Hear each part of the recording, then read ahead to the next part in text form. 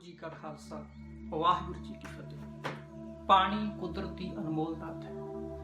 गुरबाणी अंदर पानी की महत्ता बारे बहुत कुछ बयान किया गया है। पहला पानी जियो है जित हरिया सब, भाव पानी ही जीवन का आधार है।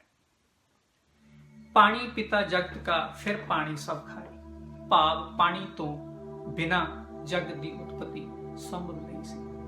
जल की पीत पवन का थंबा रक्त बूंद का धारा, हाड़ मास नाड़ी को पिंजर पंखी बसे विचार। होर भी अनेक जगह गुरु साहिबान ने पानी की महत्ता बारे फरमान कीते हैं। जिस ग्रह ते असीं बसते हाँ इस ते 71% पानी है ਅਤੇ 29% ਧਰਤੀ। ਜ਼ਿਆਦਾ ਪਾਣੀ ਹੋਣ ਕਾਰਨ ਜਦੋਂ ਉਚਾਈ ਤੋਂ ਵੇਖੀਏ ਤਾਂ ਧਰਤੀ ਤਕਰੀਬਨ ਨੀਲੇ ਰੰਗ ਦੀ ਵਿਖਾਈ ਦਿੰਦੀ ਹੈ। ਇਸੇ ਕਾਰਨ ਧਰਤੀ ਨੂੰ ਬਲੂ ਪਲੈਨਟ ਵੀ ਕਿਹਾ ਜਾਂਦਾ ਹੈ। ਇੰਨੇ ਪਾਣੀ ਵਿੱਚੋਂ ਤਕਰੀਬਨ 97% ਉਹ ਪਾਣੀ ਹੈ ਜੋ ਸਮੁੰਦਰਾਂ ਵਿੱਚ ਹੈ, ਜਿਸ ਨੂੰ ਵਰਤੋਂਯੋਗ ਨਹੀਂ ਮੰਨਿਆ ਜਾਂਦਾ ਕਿਉਂਕਿ ਇਹ ਪਾਣੀ ਖਾਰਾ ਹੈ। ਧਰਤੀ ਤੇ ਥਲ ਵਾਲੇ ਹਿੱਸੇ ਤੇ ਕੁੱਲ ਪਾਣੀ ਦਾ 3% ਹੀ ਉਪਲਬਧ ਹੈ। ਇਸ 3% ਵਿੱਚੋਂ ਅੱਗੇ 79% ਬਰਫ਼ ਦੇ ਰੂਪ ਵਿੱਚ ਚਟਾਨਾਂ ਤੇ ਜੰਮਿਆ ਹੋਇਆ ਹੈ। 20% ਪਾਣੀ ਜ਼ਮੀਨਦੋਜ਼ ਹੈ, ਭਾਵ ਧਰਤੀ ਦੇ ਹੇਠਾਂ ਹੈ। ਇਹ ਉਹ ਪਾਣੀ ਹੈ ਜੋ ਟਿਊਬਵੈੱਲਾਂ ਰਾਹੀਂ ਅੱਜ ਕੱਲ੍ਹ ਅੰਨ੍ਹੇਵਾਹ ਕੱਢਿਆ ਜਾ ਰਿਹਾ ਹੈ। ਇਸ ਵਿੱਚੋਂ ਸਿਰਫ 1% ਪਾਣੀ ਹੀ ਧਰਤੀ ਦੀ ਸਤ੍ਹਾ ਤੇ ਸਾਡੀ ਸਿੱਧੀ ਪਹੁੰਚ ਵਿੱਚ ਹੈ। ਇਸ ਵਿੱਚੋਂ ਵੀ ਅੱਗੇ ਨਦੀਆਂ, ਝੀਲਾਂ, ਨਹਿਰਾਂ ਆਦਿ ਵਿੱਚ ਵੰਡਿਆ ਹੋਇਆ ਹੈ। ਇਹਨਾਂ ਅੰਕੜਿਆਂ ਤੋਂ ਪਾਣੀ ਦੀ ਅਹਿਮੀਅਤ ਸਪਸ਼ਟ ਹੋ ਜਾਂਦੀ ਹੈ। ਪਾਣੀ ਕਾਰਨ ਅੱਜ ਦੁਨੀਆ ਵਿੱਚ ਵੱਡੇ ਵਿਵਾਦ ਪੈਦਾ ਹੋ ਰਹੇ ਹਨ। ਪਾਣੀ ਦੇ ਝਗੜੇ ਸੁਲਝਾਉਣ ਲਈ ਵੱਖਰੇ ਕਾਨੂੰਨ ਤੇ ਸਿਧਾਂਤ ਵੀ ਬਣਾਏ ਗਏ ਹਨ। ਕਈ ਵਾਰ ਇਹਨਾਂ ਕਾਨੂੰਨਾਂ ਜਾਂ ਸਿਧਾਂਤਾਂ ਨੂੰ ਨਾ ਮੰਨਣਾ ਬੇਲੋੜੇ ਝਗੜਿਆਂ ਦਾ ਕਾਰਨ ਬਣ ਜਾਂਦਾ ਹੈ। ਦੁਨੀਆ ਵਾਂਗ ਭਾਰਤ ਵਿੱਚ ਵੀ ਕਈ ਰਾਜਾਂ ਵਿੱਚ ਪਾਣੀ ਨੂੰ ਲੈ ਕੇ ਝਗੜੇ ਚੱਲ ਰਹੇ ਹਨ, ਜਿਨ੍ਹਾਂ ਵਿੱਚ ਕਾਵੇਰੀ ਦੇ ਪਾਣੀ ਨੂੰ ਲੈ ਕੇ ਤਾਮਿਲਨਾਡੂ, ਮਹਾਰਾਸ਼ਟਰ, ਕਰਨਾਟਕਾ ਤੇ ਆਂਧਰਾ ਪ੍ਰਦੇਸ਼ ਵਿੱਚ ਝਗੜਾ ਛਿੜਿਆ ਹੋਇਆ ਹੈ। ਇਸੇ ਤਰ੍ਹਾਂ ਤੁੰਗਭਦਰਾ ਨਦੀ ਦੇ ਪਾਣੀ ਲਈ ਕਰਨਾਟਕਾ, ਆਂਧਰਾ ਪ੍ਰਦੇਸ਼ ਵਿੱਚ ਵਿਵਾਦ ਹੈ। ਗੋਦਾਵਰੀ ਲਈ ਆਂਧਰਾ ਪ੍ਰਦੇਸ਼, ਮੱਧ ਪ੍ਰਦੇਸ਼, ਛੱਤੀਸਗੜ੍ਹ ਤੇ ਉੜੀਸਾ ਅਤੇ ਕਰਨਾਟਕਾ ਵਿੱਚ ਝਗੜਾ ਚੱਲ ਰਿਹਾ ਹੈ। ਨਰਮਦਾ ਦੇ ਪਾਣੀ ਲਈ ਗੁਜਰਾਤ, ਮਹਾਰਾਸ਼ਟਰ, ਮੱਧ ਪ੍ਰਦੇਸ਼, ਰਾਜਸਥਾਨ ਵਿੱਚ ਵਿਵਾਦ ਹੈ। ਰਾਵੀ ਤੇ ਬਿਆਸ ਦੇ ਪਾਣੀਆਂ ਲਈ ਪੰਜਾਬ, ਹਰਿਆਣਾ, ਹਿਮਾਚਲ, ਰਾਜਸਥਾਨ ਅਤੇ ਦਿੱਲੀ ਵਿੱਚ ਝਗੜਾ ਚੱਲ ਰਿਹਾ ਹੈ। ਸਤਲੁਜ ਯਮੁਨਾ ਲਿੰਕ ਨਹਿਰ ਵੀ ਪੰਜਾਬ ਤੇ ਹਰਿਆਣਾ ਵਿੱਚ ਝਗੜੇ ਦਾ ਵਿਸ਼ਾ ਬਣੀ ਹੋਈ ਹੈ। ਇਸ ਤੋਂ ਇਲਾਵਾ ਵੀ ਹੋਰ ਵੀ ਕਈ ਝਗੜੇ ਹਨ, ਜਿਵੇਂ ਜਮਨਾ, ਕ੍ਰਿਸ਼ਨਾ ਰਿਵਰ, ਬਾਰਕ ਰਿਵਰ, ਮਾਹੀ ਰਿਵਰ ਆਦਿ ਨਦੀਆਂ ਦੇ ਪਾਣੀਆਂ ਲਈ ਭਾਰਤ ਦੇ ਕਈ ਰਾਜਾਂ ਵਿੱਚ ਲੰਬੇ ਝਗੜੇ ਹੋ ਰਹੇ ਹਨ। ਇਹਨਾਂ ਵਿੱਚੋਂ ਕੁਝ ਇੱਕ ਦਾ ਹੱਲ ਵੀ ਹੋਇਆ ਹੈ, ਜਿਵੇਂ ਨਰਮਦਾ, ਕਾਵੇਰੀ ਤੇ ਕ੍ਰਿਸ਼ਨਾ ਨਦੀ। ਇਹ ਹੱਲ ਅੰਤਰਰਾਸ਼ਟਰੀ ਸਿਧਾਂਤ ਰੈਪੇਰੀਅਨ ਰਾਹੀਂ ਕੀਤਾ ਗਿਆ ਹੈ। ਰੈਪੇਰੀਅਨ ਸਿਧਾਂਤ ਕੌਮਾਂਤਰੀ ਪੱਧਰ ਤੇ ਪਾਣੀਆਂ ਦੇ ਝਗੜਿਆਂ ਦੇ ਹੱਲ ਲਈ ਵਰਤੀ ਜਾਂਦੀ ਤੇ ਮਾਨਤਾ ਪ੍ਰਾਪਤ ਹੇਲਸਿੰਕੀ ਨਿਯਮਾਵਲੀ ਤੇ ਆਧਾਰਿਤ ਹੈ। ਹੇਲਸਿੰਕੀ ਨਿਯਮਾਵਲੀ ਅਧੀਨ ਰੈਪੇਰੀਅਨ ਸਿਧਾਂਤ ਮੁਤਾਬਕ ਦਰਿਆਵਾਂ ਨੂੰ ਵਰਤਣ ਦਾ ਪਹਿਲਾ ਹੱਕ ਉਹਨਾਂ ਲੋਕਾਂ ਨੂੰ ਦਿੱਤਾ ਗਿਆ ਹੈ ਜੋ ਦਰਿਆਵਾਂ ਦੇ ਕੰਢਿਆਂ ਤੇ ਵਸਦੇ ਹਨ। ਰੈਪੇਰੀਅਨ ਸਿਧਾਂਤ ਵਿੱਚ ਰੈਪੇਰੀਅਨ ਲੈਂਡ, ਰੈਪੇਰੀਅਨ ਆਨਰ ਤੇ ਰੈਪੇਰੀਅਨ ਰਾਈਟਸ ਨੂੰ ਬਖੂਬੀ ਸਪਸ਼ਟ ਕੀਤਾ ਗਿਆ ਹੈ। ਮਾਹਿਰਾਂ ਵੱਲੋਂ ਰੈਪੇਰੀਅਨ ਸਿਧਾਂਤ ਦੀ ਵਿਆਖਿਆ ਕੁਝ ਇਸ ਤਰ੍ਹਾਂ ਕੀਤੀ ਗਈ। Ownership of the underlying lands gives ownership of the water courses. The right to water courses is a natural incident of the ownership of the adjoining land. Since riparians have the right to exclude all others from the access to the water courses, they have the exclusive right in the water courses. ਭਾਵ ਦਰਿਆਵਾਂ ਦੇ ਹੇਠ ਆਈ ਜ਼ਮੀਨ ਉਸ ਇਲਾਕੇ ਦੇ ਲੋਕਾਂ ਨੂੰ ਮਾਲਕੀ ਦਾ ਹੱਕ ਦਿੰਦੀ ਹੈ। ਦੂਜਾ, ਉਸ ਇਲਾਕੇ ਵਿੱਚ ਦਰਿਆ ਦਾ ਵਹਿਣਾ ਇੱਕ ਕੁਦਰਤੀ ਘਟਨਾ ਹੈ। ਤੀਜਾ, ਦਰਿਆਵਾਂ ਦੇ ਕੰਢਿਆਂ ਤੇ ਰਹਿਣਾ, ਇਹ ਵੀ ਮਾਲਕੀ ਦਾ ਹੱਕ ਦਿੰਦਾ ਹੈ, ਕਿਉਂਕਿ ਜਦੋਂ ਹੜ੍ਹਾਂ ਦੌਰਾਨ ਦਰਿਆ ਮਾਰ ਕਰਦੇ ਹਨ ਤਾਂ ਜਿਹੜੇ ਲੋਕ ਨੁਕਸਾਨ ਝੱਲਦੇ ਹਨ, ਫਾਇਦਾ ਵੀ ਉਹਨਾਂ ਲੋਕਾਂ ਨੂੰ ਹੀ ਹੋਣਾ ਚਾਹੀਦਾ ਹੈ। ਦੂਜਾ ਸਿਧਾਂਤ ਨਦੀ ਖੇਤਰ ਸਿਧਾਂਤ ਹੈ। ਅੰਗਰੇਜ਼ੀ ਵਿੱਚ ਇਸ ਨੂੰ ਬੇਸਨ ਕਨਸੈਪਟ ਕਿਹਾ ਜਾਂਦਾ ਹੈ। ਇਸ ਸਿਧਾਂਤ ਨੂੰ ਵੀ ਕੌਮਾਂਤਰੀ ਲਾਅ ਐਸੋਸੀਏਸ਼ਨ ਨੇ ਸਪਸ਼ਟ ਕੀਤਾ ਹੈ। ਬੇਸਨ ਉਹ ਇਲਾਕਾ ਹੁੰਦਾ ਹੈ ਜਿੱਥੇ ਧਰਤੀ ਹੇਠਲੇ ਜਾਂ ਉੱਪਰਲੇ ਪਾਣੀ ਦਾ ਨਿਕਾਸ ਕੁਦਰਤੀ ਜਾਂ ਬਨਾਵਟੀ ਨਾਲਿਆਂ ਰਾਹੀਂ ਕਿਸੇ ਸਾਂਝੀ ਜਗ੍ਹਾ ਹੁੰਦਾ ਹੋਵੇ। ਜੇ ਇੱਕ ਬੇਸਨ ਦੇ ਲੋਕਾਂ ਵਿੱਚ ਪਾਣੀ ਨੂੰ ਲੈ ਕੇ ਕੋਈ ਵਿਵਾਦ ਹੋ ਜਾਵੇ ਤਾਂ ਉਹਨੂੰ ਹੱਲ ਕਰਨ ਲਈ ਵੀ ਕੌਮਾਂਤਰੀ ਨਿਯਮ ਬਣੇ ਹੋਏ ਹਨ। ਇੰਨੇ ਸਪਸ਼ਟ ਤੇ ਸਿੱਧੇ ਕਾਨੂੰਨ ਹੋਣ ਦੇ ਬਾਵਜੂਦ ਵੀ ਕਈ ਵਾਰ ਪਾਣੀ ਨੂੰ ਲੈ ਕੇ ਅਕਸਰ ਵਿਵਾਦ ਹੋ ਜਾਂਦੇ ਹਨ। ਪਾਣੀ ਕਾਰਨ ਵੱਧ ਰਹੀ ਤਲਖ ਕਲਾਮੀ ਕਾਰਨ ਹੀ ਇੰਗਲੈਂਡ ਦੇ ਬਕਾਰੀ ਮੀਡੀਆ ਅਦਾਰੇ ਇੰਡੀਪੈਂਡੈਂਟ ਨਾਲ 6 ਅਗਸਤ 1995 ਨੂੰ ਹੋਈ ਗੱਲਬਾਤ ਦੌਰਾਨ ਵਰਲਡ ਬੈਂਕ ਦੇ ਇੱਕ ਅਫੀਸ਼ੀਅਲ ਇਸਮੇਲ ਸਿਰਾਗੈਲਨ ਨੇ ਬੜੀ ਦਿਲਚਸਪ ਟਿੱਪਣੀ ਕੀਤੀ ਸੀ। ਉਹਨਾਂ ਕਿਹਾ ਸੀ ਕਿ ਇਸ ਸਦੀ ਦੀਆਂ ਜ਼ਿਆਦਾਤਰ ਲੜਾਈਆਂ ਤੇਲ ਕਾਰਨ ਹੋਈਆਂ ਹਨ, ਪਰ ਅਗਲੀ ਸਦੀ ਦੇ ਯੁੱਧ ਪਾਣੀ ਕਰਕੇ ਹੋਣਗੇ। ਮਾਹਰਾਂ ਦਾ ਮੰਨਣਾ ਹੈ ਕਿ ਤੀਜੇ ਵਿਸ਼ਵ ਯੁੱਧ ਦਾ ਕਾਰਨ ਪਾਣੀ ਹੋ ਸਕਦਾ ਹੈ। ਇਹਨਾਂ ਦਿਨਾਂ ਵਿੱਚ ਪੰਜਾਬ ਦੇ ਦਰਿਆਈ ਪਾਣੀਆਂ ਬਾਰੇ ਵਿਵਾਦ ਫਿਰ ਭਖਿਆ ਹੋਇਆ ਹੈ। ਪਿਛਲੇ ਦਿਨਾਂ ਦੌਰਾਨ ਮੈਨੂੰ ਸੋਸ਼ਲ ਮੀਡੀਆ ਰਾਹੀਂ ਵੱਡੀ ਗਿਣਤੀ ਵਿੱਚ ਨੌਜਵਾਨਾਂ ਦੇ ਸੁਨੇਹੇ ਮਿਲੇ। ਉਹ ਪਾਣੀਆਂ ਦਾ ਮਸਲਾ ਕੀ ਹੈ ਬਾਰੇ ਪੁੱਛ ਰਹੇ ਸਨ। ਪਾਣੀਆਂ ਦਾ ਮਸਲਾ ਦੁਨੀਆ ਪੱਧਰ ਤੇ ਆਨੰਦਪੁਰ ਸਾਹਿਬ ਦੇ ਮਤੇ ਰਾਹੀਂ ਚਰਚਾ ਵਿੱਚ ਆਇਆ ਸੀ। ਸੰਤ ਜਰਨੈਲ ਸਿੰਘ ਖਾਲਸਾ ਭਿੰਡਰਾਂਵਾਲਿਆਂ ਦੇ ਵਿੱਢੇ ਸੰਘਰਸ਼ ਦੌਰਾਨ ਪਾਣੀਆਂ ਦਾ ਮਸਲਾ ਕੇਂਦਰ ਬਿੰਦੂ ਬਣਿਆ ਰਿਹਾ, ਕਿਉਂਕਿ ਦਰਬਾਰ ਸਾਹਿਬ ਤੇ ਹਮਲੇ ਨੂੰ ਤਕਰੀਬਨ 32 ਸਾਲ ਗੁਜ਼ਰ ਚੱਲੇ ਹਨ। ਇੱਕ ਪੀੜ੍ਹੀ ਉਸ ਸਾਕੇ ਤੋਂ ਬਾਅਦ ਜੰਮ ਕੇ ਜਵਾਨ ਹੋ ਗਈ ਹੈ। ਇਹ ਉਹ ਪੀੜ੍ਹੀ ਹੈ ਜਿਹੜੀ ਜ਼ਿਆਦਾਤਰ ਸੋਸ਼ਲ ਮੀਡੀਆ ਤੇ ਸਰਗਰਮ ਹੈ। ਇਹਨਾਂ ਨੌਜਵਾਨਾਂ ਦੀ ਜਿਗਿਆਸਾ ਨੂੰ ਵੇਖਦੇ ਹੋਏ ਹੀ ਇਹ ਡਾਕੂਮੈਂਟਰੀ ਬਣਾਉਣ ਦਾ ਵਿਚਾਰ ਹੈ। ਪੰਜਾਬ ਦੇ ਪਾਣੀਆਂ ਬਾਰੇ ਵਿਵਾਦ ਕੀ ਹੈ? ਇਹ ਵਿਵਾਦ ਕਿਉਂ ਪੈਦਾ ਹੋਇਆ? ਸਭ ਤੋਂ ਜ਼ਰੂਰੀ ਸਵਾਲ, ਇਹ ਵਿਵਾਦ ਕਦੋਂ ਪੈਦਾ ਹੋਇਆ? ਬ੍ਰਿਟਿਸ਼ ਪੰਜਾਬ ਵਿੱਚ ਇਸ ਕਿਸਮ ਦਾ ਕੋਈ ਵਿਵਾਦ ਕਿਉਂ ਨਹੀਂ ਸੀ? ਪੰਜਾਬ ਨੂੰ ਦਰਿਆਈ ਪਾਣੀਆਂ ਦੀ ਮਲਕੀਅਤ ਤੋਂ ਵਾਂਝਿਆ ਕਰਨ ਪਿੱਛੇ ਅਸਲ ਕਾਰਨ ਕੀ ਹਨ? ਇਸ ਦਾ ਪੰਜਾਬ ਦੀ ਆਰਥਿਕਤਾ ਅਤੇ ਵਾਤਾਵਰਣ ਉੱਤੇ ਕੀ ਅਸਰ ਪੈ ਸਕਦਾ ਹੈ? ਕੀ ਪੰਜਾਬ ਬੰਜਰ ਹੋਣ ਵੱਲ ਵੱਧ ਰਿਹਾ ਹੈ? ਇਹ ਟਿੱਪਣੀ ਮੇਰੀ ਨਹੀਂ ਹੈ, ਬਲਕਿ ਨੈਸ਼ਨਲ ਐਰੋਨੌਟਿਕਸ ਸਪੇਸ ਐਡਮਿਨਿਸਟ੍ਰੇਸ਼ਨ ਯਾਨੀ ਨਾਸਾ ਨੇ ਕੀਤੀ ਹੈ। ਨਾਸਾ ਦੀ ਇਹ ਟਿੱਪਣੀ 2011 ਵਿੱਚ ਆਈ ਸੀ। ਨਾਸਾ ਨੇ ਖਦਸ਼ਾ ਪ੍ਰਗਟ ਕੀਤਾ ਹੈ ਕਿ ਜੇ ਫੌਰੀ ਤੌਰ ਤੇ ਅਸਰਦਾਰ ਕਦਮ ਨਾ ਚੁੱਕੇ ਗਏ ਤਾਂ ਅਗਲੇ 20 ਸਾਲਾਂ ਤੱਕ ਪੰਜਾਬ ਦਾ ਪਾਣੀ ਸੁੱਕ ਸਕਦਾ ਹੈ। ਅਜਿਹੀਆਂ ਟਿੱਪਣੀਆਂ ਦਾ ਆਧਾਰ ਕਿਹੜੇ ਕਾਰਨ ਹਨ? ਇਹਨਾਂ ਸਾਰੇ ਸਵਾਲਾਂ ਦੇ ਜਵਾਬ ਲੱਭਣ ਲਈ ਅਸੀਂ ਪੰਜ ਦਰਿਆ ਨਾਮੀ ਇਸ ਦਸਤਾਵੇਜ਼ੀ ਫਿਲਮ ਰਾਹੀਂ ਤੁਹਾਡੇ ਰੂਬਰੂ ਹੋਏ ਹਾਂ। ਅਗਲੇ ਕੁਝ ਸਮੇਂ ਦੌਰਾਨ ਅਸੀਂ ਇਸ ਮਸਲੇ ਨੂੰ ਡੂੰਘਾਈ ਤੋਂ ਜਾਣਨ ਦੀ ਇਮਾਨਦਾਰ ਕੋਸ਼ਿਸ਼ ਕਰਾਂਗੇ। ਪਾਣੀਆਂ ਦੇ ਮਸਲੇ ਅਤੇ ਪੰਜਾਬ ਦੇ ਪੱਖ ਨੂੰ ਚੰਗੀ ਤਰ੍ਹਾਂ ਸਮਝਣ ਲਈ ਸਾਨੂੰ ਤਕਰੀਬਨ 100 ਸਾਲ ਪਿੱਛੇ ਜਾਣਾ ਪਵੇਗਾ, ਸ਼ਾਇਦ ਇਸ ਤੋਂ ਵੀ 25 ਸਾਲ ਹੋਰ ਪਿੱਛੇ। ਗੱਲ 1899-1900 ਦੀ ਹੈ, ਜਦੋਂ ਬੀਕਾਨੇਰ ਰਿਆਸਤ, ਜੋ ਅੱਜ ਕੱਲ੍ਹ ਵੀ ਰਾਜਸਥਾਨ ਦਾ ਪ੍ਰਸਿੱਧ ਸ਼ਹਿਰ ਹੈ, ਉਦੋਂ ਇੱਕ ਵੱਖਰੀ ਰਿਆਸਤ ਸੀ। ਬੀਕਾਨੇਰ ਰਿਆਸਤ ਵਿੱਚ ਪਾਣੀ ਦੀ ਭਾਰੀ ਕਿੱਲਤ ਆ ਗਈ ਸੀ। ਰਿਆਸਤ ਦੇ ਰਾਜਾ ਮਹਾਰਾਜਾ ਗੰਗਾ ਸਿੰਘ ਸਨ। ਉਹਨਾਂ ਨੇ ਭਵਿੱਖ ਵਿੱਚ ਪਾਣੀ ਦੀ ਥੁੜ ਦੂਰ ਕਰਨ ਲਈ 1903 ਵਿੱਚ ਸਤਲੁਜ ਦਾ ਪਾਣੀ ਬੀਕਾਨੇਰ ਰਿਆਸਤ ਨੂੰ ਦੇਣ ਲਈ ਬ੍ਰਿਟਿਸ਼ ਪੰਜਾਬ ਤੱਕ ਪਹੁੰਚ ਕੀਤੀ। ਉਦੋਂ ਅੰਗਰੇਜ਼ਾਂ ਦਾ ਰਾਜ ਸੀ। ਪੰਜਾਬ ਕੋਲ ਕਾਫੀ ਪਾਣੀ ਮੌਜੂਦ ਵੀ ਸੀ।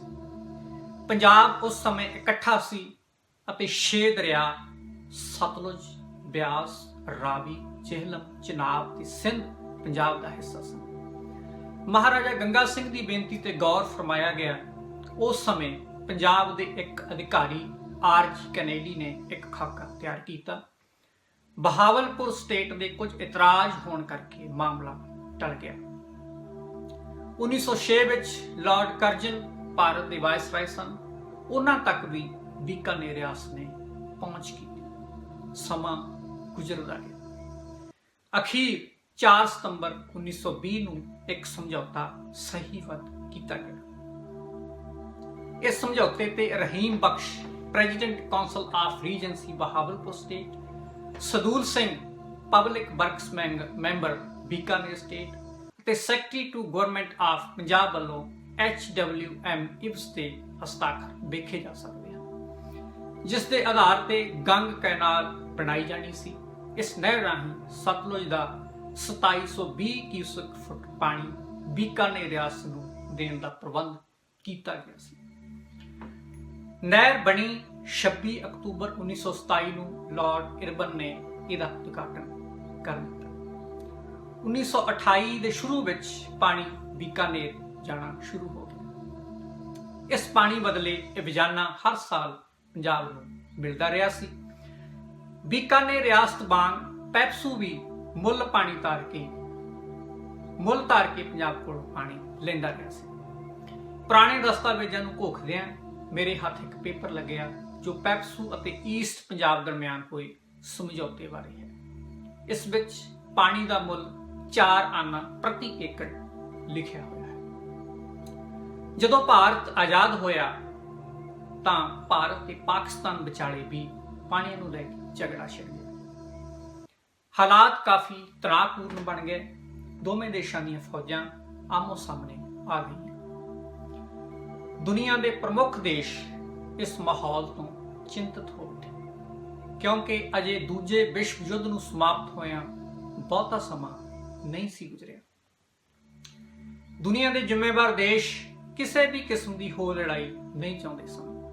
भारत ते पाकिस्तान विचाले इस झगड़े के हल लई विश्व बैंक ने सालसी बनने की पेशकश की ते दोवां मुल्कां दा दौरा करने का प्रोग्राम बनाया तां जो दोवां मुल्कां दीयां पानी दीयां जरूरतां दा मुलांकन किया जा सके। झगड़ा पूर्वी ते पश्चिमी पंजाब के 6 दरियावां सतलुज, ब्यास, रावी, झेलम, चनाब ते सिंध के पानी नूं लैके सी। सिंध बेसन उस समय तकरीबन 1734 लाख एकड़ फुट पानी सी। दोवां देशां ने ज़्यादा पानी प्राप्त करने लई अपनियां लोड़ां नूं वधा चढ़ा के पेश करदा पैंतरा अपनाया। भारत ने इस पैंतरे अधीन राजस्थान नूं किसी तरह सिंध बेसन का हिस्सा दिखा दिता तां जो विश्व बैंक की टीम जदों दौरा करे तां इह दस्सिया जा सके कि भारत के किन्ने बड़े हिस्से नूं इन्हां दरियावां दे पानी की लोड़ है। पर असल विच राजस्थान का सिंध बेसन नाल कोई भी लेना देना नहीं सी। इत्थे यह भी ध्यानयोग है कि मौजूदा हरियाणा भी सिंध बेसन का हिस्सा नहीं बल्कि गंग बेसन का हिस्सा है। इस करके कौमातरी कानूना मुताबिक ये दोवें सूबे पंजाब के पानियां के दावेदार नहीं सन। ये सूबे जिथे गैर रिपेरियन हैं उत्थे बखरे बेसन नाल भी संबंध है। सांझे पंजाब वेले भी हुण वाले हरियाणे के हिस्से नूं पानी जमुना दरिया राही ही मिल रहा सी, क्योंकि यह इलाका गंग बेसन अधीन आउंदा सी। The Ganga a scientific study के अंकड़ियां मुताबिक अज भी गंग बेसन विच तकरीबन 446 मिलियन एकड़ फुट पानी मौजूद है। इस विचों बहुता पानी अणवरत्या ही समुद्र विच बह जाता है।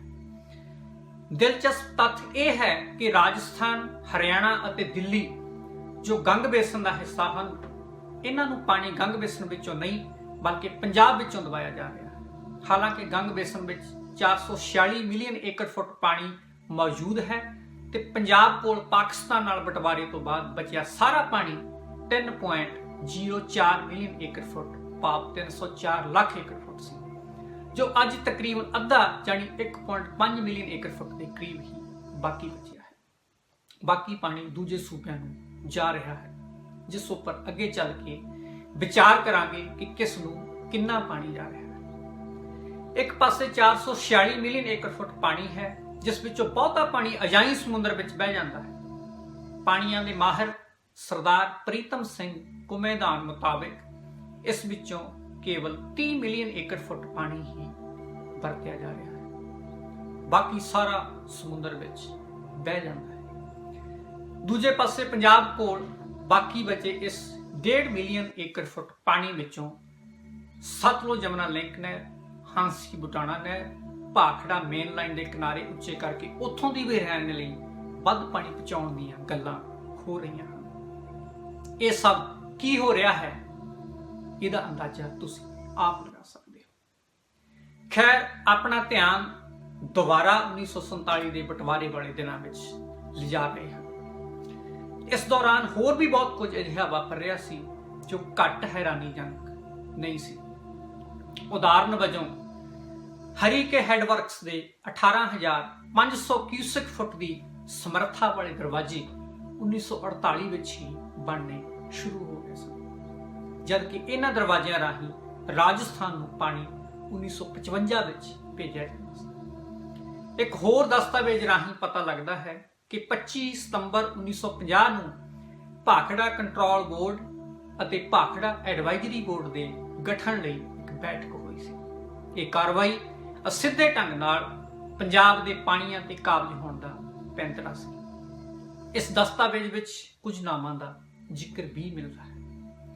ਇਸ ਉੱਪਰ ਭਾਰਤ ਸਰਕਾਰ ਦੇ ਸੈਕਟਰੀ BK ਗੋਖਲੇ ਦੇ ਹਸਤਾਖਰ ਵੇਖੇ ਜਾ ਸਕਦੇ ਹਨ। ਉਧਰ ਵਿਸ਼ਵ ਬੈਂਕ ਦੇ ਅਧਿਕਾਰੀਆਂ ਦੇ ਦੌਰੇ ਤੋਂ ਪਹਿਲਾਂ ਭਾਰਤ ਸਰਕਾਰ ਦੇ ਸਿੰਚਾਈ ਵਿਭਾਗ ਨੇ 29 ਜਨਵਰੀ 1955 ਨੂੰ ਇੰਟਰਸਟੇਟ ਕਾਨਫਰੰਸ ਦੇ ਨਾਮ ਹੇਠ ਇੱਕ ਬੈਠਕ ਬੁਲਾਈ। ਇਹ ਬੈਠਕ ਨਵੀਂ ਦਿੱਲੀ ਦੇ ਨਾਰਥ ਬਲਾਕ ਦੇ ਕਮਰਾ ਨੰਬਰ 12 ਵਿੱਚ ਕੀਤੀ ਗਈ।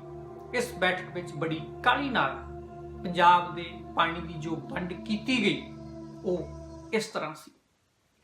ਇਸ ਮੁਤਾਬਕ ਪੰਜਾਬ ਦਾ ਹਿੱਸਾ 5.9 ਮਿਲੀਅਨ ਏਕੜ ਫੁੱਟ, ਰਾਜਸਥਾਨ ਦਾ ਹਿੱਸਾ 8 ਮਿਲੀਅਨ ਏਕੜ ਫੁੱਟ, ਪੈਪਸੂ ਦਾ ਹਿੱਸਾ 1.3 ਮਿਲੀਅਨ ਏਕੜ ਫੁੱਟ ਸੀ। ਪੈਪਸੂ ਦਾ ਪੂਰਾ ਨਾਮ the Patiala and east Punjab states union ਸੀ।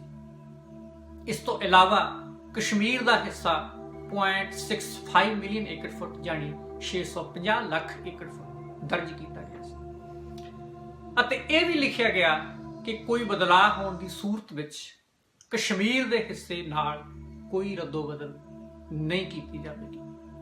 ਇਸੇ ਸਮਝੌਤੇ ਦੀ 5ਵੀਂ ਮੱਦ ਵਿੱਚ ਇਹ ਵੀ ਦਰਜ ਕੀਤਾ ਗਿਆ ਕਿ ਪਾਣੀ ਦਾ ਮੁੱਲ ਵੱਖਰੇ ਤੌਰ ਤੇ ਮਿਥਿਆ ਜਾਵੇਗਾ, ਕਿਉਂਕਿ ਇਹ ਕਾਨਫਰੰਸ ਸਿਰਫ ਪਾਣੀ ਦੀ ਵੰਡ ਨਾਲ ਹੀ ਸੰਬੰਧਿਤ ਹੈ। ਤੁਹਾਡੀ ਸਹੂਲਤ ਲਈ ਮੈਂ ਪਿੱਛੇ ਵਰਤੇ ਗਏ ਦੋ ਸ਼ਬਦਾਂ ਨੂੰ ਹੋਰ ਸਪਸ਼ਟ ਕਰਨਾ ਚਾਹੁੰਦਾ ਹਾਂ। ਪਹਿਲਾ ਸ਼ਬਦ ਏਕੜ ਫੁੱਟ ਹੈ। ਇਹ ਪਾਣੀ ਨੂੰ ਮਾਪਣ ਦੀ ਅਮਰੀਕਨ ਇਕਾਈ ਹੈ। ਇਸ ਦਾ ਭਾਵ 1 ਏਕੜ ਥਾਂ ਵਿੱਚ 1 ਫੁੱਟ ਉੱਚਾ ਪਾਣੀ ਜਮ੍ਹਾਂ ਕੀਤੇ ਜਾਣ ਤੋਂ ਹੈ। ਉਦਾਹਰਨ ਵਜੋਂ 66 ਫੁੱਟ ਚੌੜਾਈ ਅਤੇ 660 ਫੁੱਟ ਲੰਬਾਈ ਵਾਲੀ ਜਗ੍ਹਾ 1 ਏਕੜ ਹੁੰਦੀ ਹੈ। ਇਸ ਵਿੱਚ 1 ਫੁੱਟ ਪਾਣੀ ਭਰ ਦੇਣਾ 1 ਏਕੜ ਫੁੱਟ ਅਖਵਾਉਂਦਾ ਹੈ। ਰਾਜਸਥਾਨ ਦੇ 8 ਮਿਲੀਅਨ ਏਕੜ ਫੁੱਟ ਪਾਣੀ ਦਾ ਭਾਵ 80 ਲੱਖ ਏਕੜ ਫੁੱਟ ਪਾਣੀ ਤੋਂ ਹੈ। ਇਸ ਪਾਣੀ ਨਾਲ 80 ਲੱਖ ਏਕੜ ਜ਼ਮੀਨ ਨੂੰ 1 ਫੁੱਟ ਪਾਣੀ ਨਾਲ ਭਰਿਆ ਜਾ ਸਕਦਾ ਹੈ। ਦੂਸਰਾ ਸ਼ਬਦ ਕਿਊਸਿਕ ਵਰਤਿਆ ਗਿਆ ਹੈ। ਇਹ ਪਾਣੀ ਦਾ ਵਹਾਅ ਮਾਪਣ ਦੀ ਅਮਰੀਕਨ ਇਕਾਈ ਹੈ। ਕਿਊਸਿਕ ਸ਼ਬਦ ਕਿਊਬਿਕ ਪ੍ਰਤੀ ਸੈਕਿੰਡ ਤੋਂ ਬਣਿਆ ਹੈ। 1 ਕਿਊਬਿਕ ਵਿੱਚ 28.317 ਲੀਟਰ ਹੁੰਦੇ ਹਨ। 1 ਕਿਊਬਿਕ ਪਾਣੀ ਦਾ 1 ਸੈਕਿੰਡ ਵਿੱਚ ਵਗਣਾ ਕਿਊਸਿਕ ਅਖਵਾਉਂਦਾ ਹੈ। ਭਾਵ 28.317 ਲੀਟਰ ਪਾਣੀ ਪ੍ਰਤੀ ਸਕਿੰਟ ਜੇ ਵਹਿ ਰਿਹਾ ਹੋਵੇ ਤਾਂ ਉਹਨੂੰ 1 ਕਿਊਸਿਕ ਮੰਨਿਆ ਜਾਵੇਗਾ। ਹਰੀਕੇ ਹੈਡਵਰਕਸ ਰਾਹੀਂ 18,500 ਕਿਊਸਿਕ ਫੁੱਟ ਵਾਲੇ ਦਰਵਾਜ਼ਿਆਂ ਦਾ ਭਾਵ ਕੀ ਹੈ? ਇਹਦਾ ਭਾਵ ਇਹ ਹੈ ਕਿ 5,23,864 ਲੀਟਰ ਪਾਣੀ ਪ੍ਰਤੀ ਸਕਿੰਟ ਰਾਜਸਥਾਨ ਨੂੰ ਜਾ ਰਿਹਾ ਹੈ।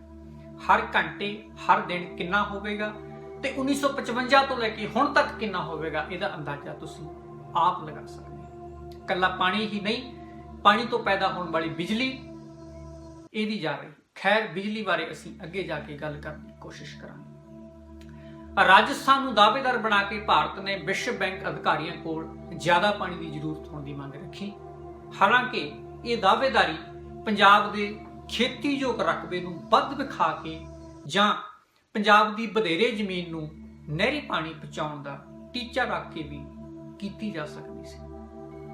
ਅੱਜ ਤੱਕ 3 ਦਰਿਆਵਾਂ ਅਤੇ ਸੈਂਕੜੇ ਨਹਿਰਾਂ ਦਾ ਮਾਲਕ ਹੋਣ ਦੇ ਬਾਵਜੂਦ ਵੀ ਪੰਜਾਬ ਦੇ ਤਕਰੀਬਨ 28% ਖੇਤੀਯੋਗ ਹਿੱਸੇ ਨੂੰ ਹੀ ਨਹਿਰੀ ਪਾਣੀ ਨਸੀਬ ਹੋ ਰਿਹਾ ਹੈ। 72% ਖੇਤੀ ਟਿਊਬਵੈੱਲਾਂ ਦੇ ਆਧਾਰ ਤੇ ਹੀ ਕੀਤੀ ਜਾਂਦੀ ਹੈ। ਇੱਕ ਵਾਰ ਫੇਰ ਪਿੱਛੇ ਮੁੜੀਏ, ਵਿਸ਼ਵ ਬੈਂਕ ਦੇ ਅਧਿਕਾਰੀਆਂ ਦੀ ਵਿਚੋਲਗੀ ਕਾਰਨ 29 ਸਤੰਬਰ 1960 ਨੂੰ ਪਾਕਿਸਤਾਨ ਦੇ ਸ਼ਹਿਰ ਕਰਾਚੀ ਵਿਖੇ ਇੱਕ ਸੰਧੀ ਕੀਤੀ ਗਈ, ਜਿਸ ਨੂੰ ਇੰਡਸ ਵਾਟਰ ਟ੍ਰੀਟੀ ਵੀ ਕਿਹਾ ਜਾਂਦਾ ਹੈ। ਪੰਜਾਬੀ ਵਿੱਚ ਸਿੰਧ ਪਾਣੀ ਸੰਧੀ ਅਸੀਂ ਇਹਨੂੰ ਆਖਦੇ ਹਾਂ। ਇਸ ਸੰਧੀ ਦੇ ਆਰਟੀਕਲ 5 ਦੇ ਵਿੱਚ ਫਾਈਨੈਂਸ਼ੀਅਲ ਪ੍ਰੋਵੀਜ਼ਨਸ ਨਾਮ ਦਾ ਇੱਕ ਕਾਲਮ ਹੈ, ਜਿਸ ਵਿੱਚ ਲਿਖਿਆ ਗਿਆ ਹੈ ਕਿ ਪੱਛਮੀ ਪੰਜਾਬ ਪਾਕਿਸਤਾਨ ਵਿਚਲੇ ਸਿੰਚਾਈ ਕਰਨ ਵਾਲੇ ਨਦੀਆਂ ਨਾਲੇ ਜਿਹੜੇ 15 ਅਗਸਤ 1947 ਤੱਕ ਪੂਰਬੀ ਪੰਜਾਬ ਦੇ ਦਰਿਆਵਾਂ ਉੱਤੇ ਨਿਰਭਰ ਸਨ, ਉਹਨਾਂ ਦੇ ਬਦਲਵੇਂ ਪ੍ਰਬੰਧ ਕਰਨ ਲਈ ਪਾਕਿਸਤਾਨ ਨੂੰ 6 ਕਰੋੜ 20 ਲੱਖ 60 ਹਜ਼ਾਰ ਪਾਉਂਡ ਦੀ ਇੱਕ ਰਾਸ਼ੀ ਦੇਣ ਤੇ ਸਹਿਮਤੀ ਬਣੀ ਹੈ। ਇਹ ਪੈਸਾ ਉਹਨਾਂ ਨਦੀਆਂ ਨੂੰ ਪਾਕਿਸਤਾਨ ਦੇ ਹਿੱਸੇ ਆਏ ਦਰਿਆਵਾਂ ਨਾਲ ਜੋੜਨ ਬਾਰੇ ਸੀ, ਜਿਸ ਦਾ ਪਾਣੀ ਦੀ ਖਰੀਦੋ ਫਰੋਖਤ ਨਾਲ ਕੋਈ ਵੀ ਸੰਬੰਧ ਨਹੀਂ ਸੀ, ਜਿਵੇਂ ਕਿ ਕਈ ਵਾਰ ਪ੍ਰੋਪੇਗੈਂਡਾ ਕੀਤਾ ਜਾਂਦਾ ਹੈ। ਇੰਡਸ ਵਾਟਰ ਟ੍ਰੀਟੀ ਤਕਰੀਬਨ ਇੱਕ ਦਹਾਕੇ ਦੀ ਕਰੜੀ ਮਿਹਨਤ ਵਜੋਂ ਸੰਭਵ ਹੋ ਸਕੀ ਸੀ। ਪਾਣੀ ਮਾਹਿਰਾਂ ਅਨੁਸਾਰ ਇਹ ਪੈਸਾ ਸਿੰਧ ਬੇਸਨ ਵਿਕਾਸ ਫੰਡ ਰਾਹੀਂ ਦਿੱਤਾ ਗਿਆ ਸੀ। ਇਸ ਫੰਡ ਵਿੱਚ America, New Zealand, Germany, Canada, England ਸਮੇਤ ਹੋਰ ਵੀ ਕਈ ਦੇਸ਼ਾਂ ਨੇ ਆਪਣਾ ਯੋਗਦਾਨ ਪਾਇਆ ਸੀ। ਸਾਂਝੇ ਪੰਜਾਬ ਦੇ 6 ਦਰਿਆ 3-3 ਕਰਕੇ ਵੰਡੇ ਜਾ ਚੁੱਕੇ ਸਨ। ਸਤਲੁਜ, ਬਿਆਸ ਅਤੇ ਰਾਵੀ ਪੂਰਬੀ ਪੰਜਾਬ ਦੇ ਹਿੱਸੇ ਆਏ, ਜਿੱਥੇ ਹੁਣ ਅਸੀਂ ਤੁਸੀਂ ਰਹਿ ਰਹੇ ਹਾਂ। ਇਹਨਾਂ ਤਿੰਨਾਂ ਦਰਿਆਵਾਂ ਵਿੱਚ ਤਕਰੀਬਨ 304 ਲੱਖ ਏਕੜ ਫੁੱਟ ਪਾਣੀ ਸੀ। ਸਰਕਾਰੀ ਅੰਕੜੇ ਇਸ ਨੂੰ 340 ਲੱਖ ਏਕੜ ਦੇ ਕਰੀਬ ਮੰਨਦੇ ਹਨ।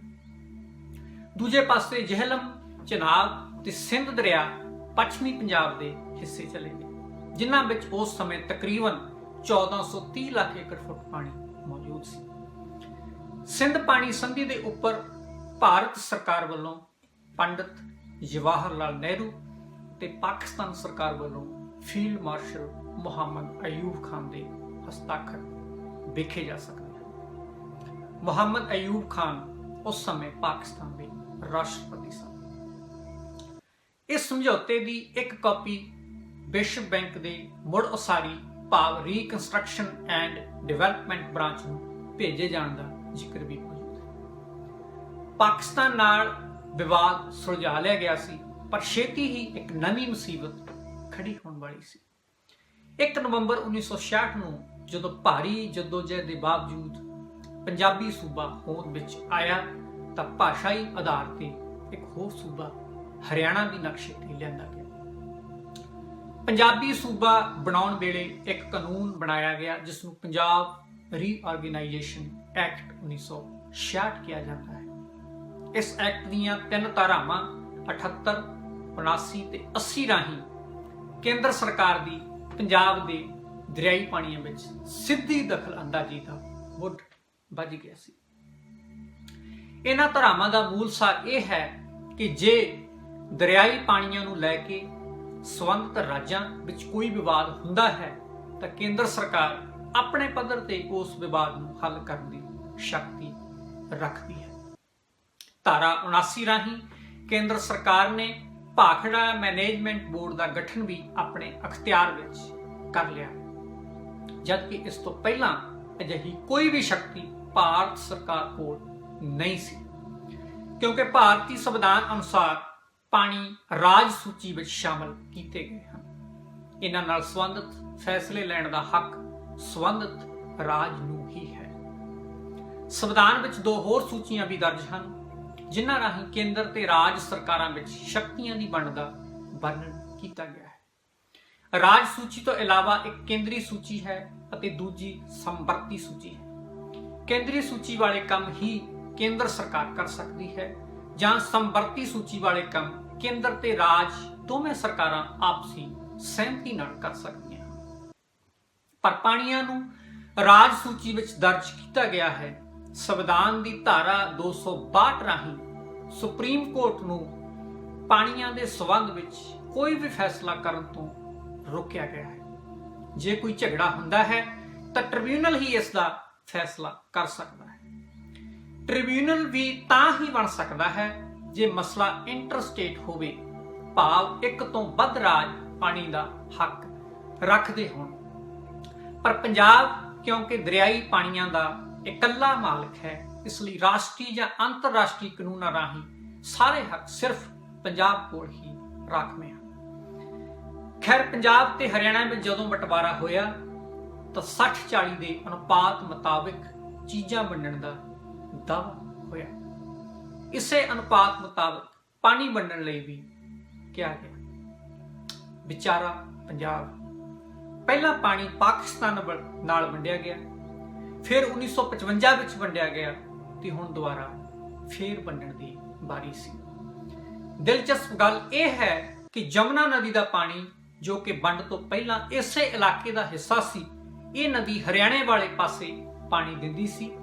ਉਸ ਦਾ 100% ਪਾਣੀ ਹੀ ਹਰਿਆਣੇ ਲਈ ਛੱਡ ਦਿੱਤਾ ਗਿਆ। ਉੱਥੇ 60-40 ਵਾਲਾ ਸਿਧਾਂਤ ਲਾਗੂ ਨਹੀਂ ਹੋਇਆ। ਇਹ ਜ਼ਾਹਰਾ ਤੌਰ ਤੇ ਪੰਜਾਬ ਨਾਲ ਵੱਡਾ ਧੱਕਾ ਸੀ। ਇਹਨਾਂ ਧਾਰਾਵਾਂ ਨੂੰ ਰੱਦ ਕਰਵਾਉਣ ਲਈ ਕੋਈ ਵੀ ਤਸੱਲੀ ਬਖਸ਼ ਕਦਮ ਨਹੀਂ ਉਠਾਏ ਗਏ। ਗੱਲ ਇੱਥੇ ਨਹੀਂ ਮੁੱਕਣੀ ਸੀ। ਧਾਰਾ 78, 79, 80 ਗੱਲ ਮੁਕਾਉਣ ਵਾਸਤੇ ਨਹੀਂ ਸਨ ਬਣਾਈਆਂ ਗਈਆਂ। 24 ਮਾਰਚ 1976 ਨੂੰ ਇੱਕ ਹੋਰ ਨੋਟੀਫਿਕੇਸ਼ਨ ਜਾਰੀ ਕੀਤਾ ਗਿਆ। ਇਸ ਦਸਤਾਵੇਜ਼ ਤੇ ਪੰਜਾਬ ਪੁਨਰਗਠਨ ਐਕਟ 1966 ਤੋਂ ਬਾਅਦ ਪੈਦਾ ਹੋਏ ਹਾਲਾਤਾਂ ਨੂੰ ਹੱਲ ਕਰਨ ਦਾ ਜ਼ਿਕਰ ਕੀਤਾ ਗਿਆ ਹੈ। ਇਸ ਵਿੱਚ ਇਹ ਵੀ ਜ਼ਿਕਰ ਹੈ ਕਿ ਕਿਉਂ ਜੋ ਇੰਡਸ ਵਾਟਰ ਟ੍ਰੀਟੀ ਨੂੰ 10 ਸਾਲ ਗੁਜ਼ਰ ਗਏ ਹਨ, 31 ਮਾਰਚ 1970 ਤੋਂ ਬਾਅਦ ਤਿੰਨਾਂ ਦਰਿਆਵਾਂ ਰਾਵੀ, ਬਿਆਸ, ਸਤਲੁਜ ਦਾ ਪਾਣੀ ਬਿਨਾਂ ਕਿਸੇ ਅੜਚਣ ਤੋਂ ਵਰਤਣ ਦਾ ਰਾਹ ਪੱਧਰਾ ਹੋ ਗਿਆ ਹੈ। ਇਸ ਵਿੱਚ 1955 ਦੀ ਪਾਣੀ ਦੀ ਵੰਡ ਦਾ ਜ਼ਿਕਰ ਵੀ ਹੈ। ਇਸ ਤੋਂ ਇਲਾਵਾ ਪੰਜਾਬ ਦੇ ਹਿੱਸੇ ਆਏ 7.2 ਮਿਲੀਅਨ ਏਕੜ ਫੁੱਟ ਪਾਣੀ ਵਿੱਚੋਂ ਪੰਜਾਬ ਤੇ ਹਰਿਆਣਾ ਦਾ ਬਰਾਬਰ ਹਿੱਸਾ ਯਾਨੀ 3.5 ਮਿਲੀਅਨ ਏਕੜ ਫੁੱਟ ਦੱਸਿਆ ਗਿਆ ਹੈ। ਬਾਕੀ ਬਚਦਾ ਪਾਣੀ ਦਿੱਲੀ ਨੂੰ ਦਿੱਤੇ ਜਾਣ ਬਾਰੇ ਵੀ ਗੱਲ ਕੀਤੀ ਗਈ ਹੈ। ਇਸ ਦਸਤਾਵੇਜ਼ ਤੇ ਭਾਰਤ ਸਰਕਾਰ ਦੇ ਐਡੀਸ਼ਨਲ ਸੈਕਟਰੀ ਸੀ ਪਟੇਲ ਦੇ ਹਸਤਾਖਰ ਵੇਖੇ ਜਾ ਸਕਦੇ ਹਨ। ਇਸ ਸਮਝੌਤੇ ਨੂੰ ਲਾਗੂ ਕਰਵਾਉਣ ਲਈ ਹੀ SYL ਯਾਨੀ ਸਤਲੁਜ ਜਮਨਾ ਲਿੰਕ ਨਹਿਰ ਦੇ ਬੀਜ ਬੀਜੇ ਗਏ ਤਾਂ ਜੋ ਹਰਿਆਣਾ ਨੂੰ ਪਾਣੀ ਪਹੁੰਚਾਇਆ ਜਾ ਸਕੇ। ਪੰਜਾਬ ਦੇ ਮੌਜੂਦਾ ਮੁੱਖ ਮੰਤਰੀ ਪ੍ਰਕਾਸ਼ ਸਿੰਘ ਬਾਦਲ ਨੇ 20 ਫਰਵਰੀ 1978 ਨੂੰ ਸਤਲੁਜ ਜਮਨਾ ਲਿੰਕ ਨਹਿਰ ਦੀ ਉਸਾਰੀ ਲਈ ਜ਼ਮੀਨ ਐਕਵਾਇਰ ਕਰਨ ਦਾ ਨੋਟੀਫਿਕੇਸ਼ਨ ਜਾਰੀ ਕਰ ਦਿੱਤਾ। ਸੀਨੀਅਰ ਪੱਤਰਕਾਰ ਜਗਤਾਰ ਸਿੰਘ ਨੇ ਆਪਣੇ ਇੱਕ ਲੇਖ ਰਾਹੀਂ ਬੜੇ ਹੀ ਦਿਲਚਸਪ ਖੁਲਾਸੇ ਕੀਤੇ ਹਨ। ਉਹ ਲਿਖਦੇ ਹਨ ਕਿ ਨੋਟੀਫਿਕੇਸ਼ਨ ਨੰਬਰ 113/5 SYL ਤੇ 121/5 SYL 20 ਫਰਵਰੀ 1978 ਨੂੰ ਜਾਰੀ ਹੋਈ। ਉਸ ਸਮੇਂ ਪੰਜਾਬ ਵਿੱਚ ਸ਼੍ਰੋਮਣੀ ਅਕਾਲੀ ਦਲ ਦੀ ਸਰਕਾਰ ਸੀ ਤੇ ਪ੍ਰਕਾਸ਼ ਸਿੰਘ ਬਾਦਲ ਇਸ ਦੇ ਮੁੱਖ ਮੰਤਰੀ ਸਨ। ਹਰਿਆਣਾ ਵਿੱਚ ਉਸ ਵੇਲੇ ਚੌਧਰੀ ਦੇਵੀ ਲਾਲ ਦੀ ਸਰਕਾਰ ਸੀ। ਉਹਨਾਂ ਨਾਲ ਪ੍ਰਕਾਸ਼ ਸਿੰਘ ਬਾਦਲ ਦੇ ਬਹੁਤ ਨੇੜਲੇ ਸੰਬੰਧ ਸਨ। ਦੋਹਾਂ ਆਗੂਆਂ ਦਾ ਇਹ ਰਿਸ਼ਤਾ ਅਗਲੀ ਪੀੜ੍ਹੀ ਤੱਕ ਵੀ ਨਿਭਦਾ ਆ ਰਿਹਾ ਹੈ। SYL ਨਹਿਰ ਲਈ ਲਈ ਗਈ ਇਹ ਜ਼ਮੀਨ ਪਟਿਆਲੇ ਜ਼ਿਲ੍ਹੇ ਵਿੱਚ ਪੈਂਦੀ ਸੀ। ਇਸ ਤੋਂ ਪਹਿਲਾਂ ਹਰਿਆਣੇ ਨੇ ਇਸ ਨਹਿਰ ਦੀ ਖੁਦਾਈ ਲਈ ਲੋੜੀਂਦੇ ਅਮਲੇ ਫੈਲੇ ਲਈ 1 ਕਰੋੜ ਰੁਪਏ ਦੀ ਰਾਸ਼ੀ ਗਿਆਨੀ ਜੈਲ ਸਿੰਘ ਦੇ ਮੁੱਖ ਮੰਤਰੀ ਹੁੰਦਿਆਂ 16 ਨਵੰਬਰ 1976 ਵਿੱਚ ਪੰਜਾਬ ਨੂੰ ਦਿੱਤੀ ਸੀ। ਇਸ ਤੋਂ ਬਾਅਦ ਪ੍ਰਕਾਸ਼ ਸਿੰਘ ਬਾਦਲ ਦੇ ਜੂਨ 1978 ਵਿੱਚ ਪੰਜਾਬ ਦਾ ਦੂਜੀ ਵਾਰ ਮੁੱਖ ਮੰਤਰੀ ਬਣਦਿਆਂ ਸਾਰ ਹੀ ਸੂਬਾ ਸਰਕਾਰ ਨੇ 4 ਜੁਲਾਈ 1978 ਨੂੰ ਹਰਿਆਣਾ ਸਰਕਾਰ ਤੋਂ ਆਪਣੇ ਪੱਤਰ ਨੰਬਰ 78/23/617 ਰਾਹੀਂ ਨਹਿਰ ਦੀ ਉਸਾਰੀ ਸ਼ੁਰੂ ਕਰਾਉਣ ਲਈ 3 ਕਰੋੜ ਰੁਪਏ ਦੀ ਮੰਗ ਕੀਤੀ। ਇਸ ਪੱਤਰ ਉੱਤੇ ਅਮਲ ਕਰਦਿਆਂ ਹਰਿਆਣਾ ਸਰਕਾਰ ਨੇ 1 ਕਰੋੜ ਰੁਪਈਆ ਪੰਜਾਬ ਸਰਕਾਰ ਨੂੰ ਖੋਰ ਦਿੱਤਾ। ਇਸ ਦੌਰਾਨ ਹੀ ਹਰਿਆਣੇ ਦੇ ਉਸ ਵੇਲੇ ਦੇ ਮੁੱਖ ਮੰਤਰੀ ਚੌਧਰੀ ਦੇਵੀ ਲਾਲ ਤੇ ਪੰਜਾਬ ਦੇ ਤਤਕਾਲੀਨ ਮੁੱਖ ਮੰਤਰੀ ਪ੍ਰਕਾਸ਼ ਸਿੰਘ ਬਾਦਲ ਨੇ ਨਹਿਰ ਦੀ ਉਸਾਰੀ ਸ਼ੁਰੂ ਕਰਨ ਦੀ ਜਿਹੜੀ ਬਿਉਂਤ ਬਣਾਈ ਸੀ, ਉਸ ਦਾ ਖੁਲਾਸਾ ਕਈ ਸਾਲ ਬਾਅਦ ਜਥੇਦਾਰ ਗੁਰਚਰਨ ਸਿੰਘ ਟੌੜਾ ਨੇ ਇਸ ਲੇਖ ਕੋਲ ਕੀਤਾ ਸੀ। ਉਹਨਾਂ ਅਨੁਸਾਰ ਪ੍ਰਕਾਸ਼ ਸਿੰਘ ਬਾਦਲ ਤੇ ਉਹਨਾਂ ਦੇ ਨਿੱਜੀ ਮਿੱਤਰ ਚੌਧਰੀ ਦੇਵੀ ਲਾਲ ਨੇ ਇਹ ਬਿਉਂਤ ਬਣਾਈ ਸੀ ਕਿ ਇਸ ਨਹਿਰ ਦੇ ਹਰਿਆਣੇ ਵਿੱਚ ਦਾਖਲ ਹੋਣ ਵਾਲੀ ਥਾਂ ਉੱਤੇ ਖੁਦਾਈ ਦਾ ਆਰੰਭ ਸਾਂਝੇ ਤੌਰ ਤੇ ਟੱਕ ਲਾ ਕੇ ਕੀਤਾ ਜਾਵੇ। ਇਸ ਮੌਕੇ ਦੋਹਾਂ ਸੂਬਿਆਂ ਦਾ ਸਾਂਝਾ ਸਮਾਗਮ ਵੀ ਉਲੀਕ ਲਿਆ ਗਿਆ ਸੀ। ਖੁਦਾਈ ਦਾ ਕੰਮ ਦਾ ਆਰੰਭ ਸੋਨੇ ਦੀ ਕਹੀ ਨਾਲ ਟੱਕ ਲਾ ਕੇ ਕੀਤਾ ਜਾਣਾ ਸੀ, ਪਰ ਚੌਧਰੀ ਦੇਵੀ ਲਾਲ ਨੇ ਪਾਰਲੀਮੈਂਟ ਦੇ ਸੈਂਟਰਲ ਹਾਲ ਵਿੱਚ ਜਥੇਦਾਰ ਟੌੜਾ ਨਾਲ ਉਹਨਾਂ ਦੀ ਸਹਿਮਤੀ ਲੈਣ ਤੇ ਸਮਾਗਮ ਦੀ ਪ੍ਰਧਾਨਗੀ ਕਰਨ ਲਈ ਗੱਲ ਕੀਤੀ ਤਾਂ ਉਹਨਾਂ ਨਾ ਸਿਰਫ ਕੋਰੀ ਨਾ ਕਰ ਦਿੱਤੀ, ਬਲਕਿ ਇਹ ਵੀ ਕਿਹਾ ਕਿ ਉਹ ਸਰਦਾਰ ਬਾਦਲ ਨੂੰ ਵੀ ਅਜਿਹਾ ਨਹੀਂ ਕਰਨ ਦੇਣਗੇ।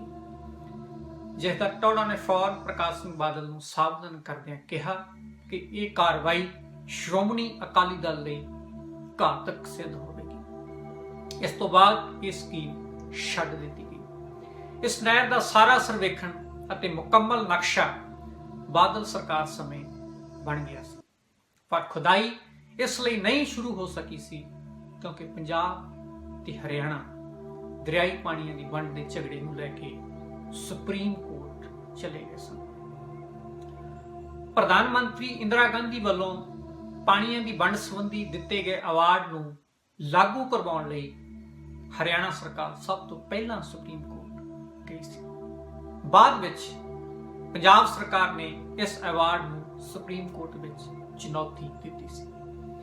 ਇਸ ਲਈ ਸ਼੍ਰੋਮਣੀ ਅਕਾਲੀ ਦਲ ਦਾ ਬਾਰ-ਬਾਰ ਕੀਤਾ ਜਾਂਦਾ ਇਹ ਦਾਅਵਾ ਦਰੁਸਤ ਨਹੀਂ ਹੈ ਕਿ ਦਰਿਆਈ ਪਾਣੀਆਂ ਦੀ ਵੰਡ ਵਿਰੁੱਧ ਪਹਿਲਾਂ ਸੁਪਰੀਮ ਕੋਰਟ ਵਿੱਚ ਪੰਜਾਬ ਸਰਕਾਰ ਗਈ ਸੀ।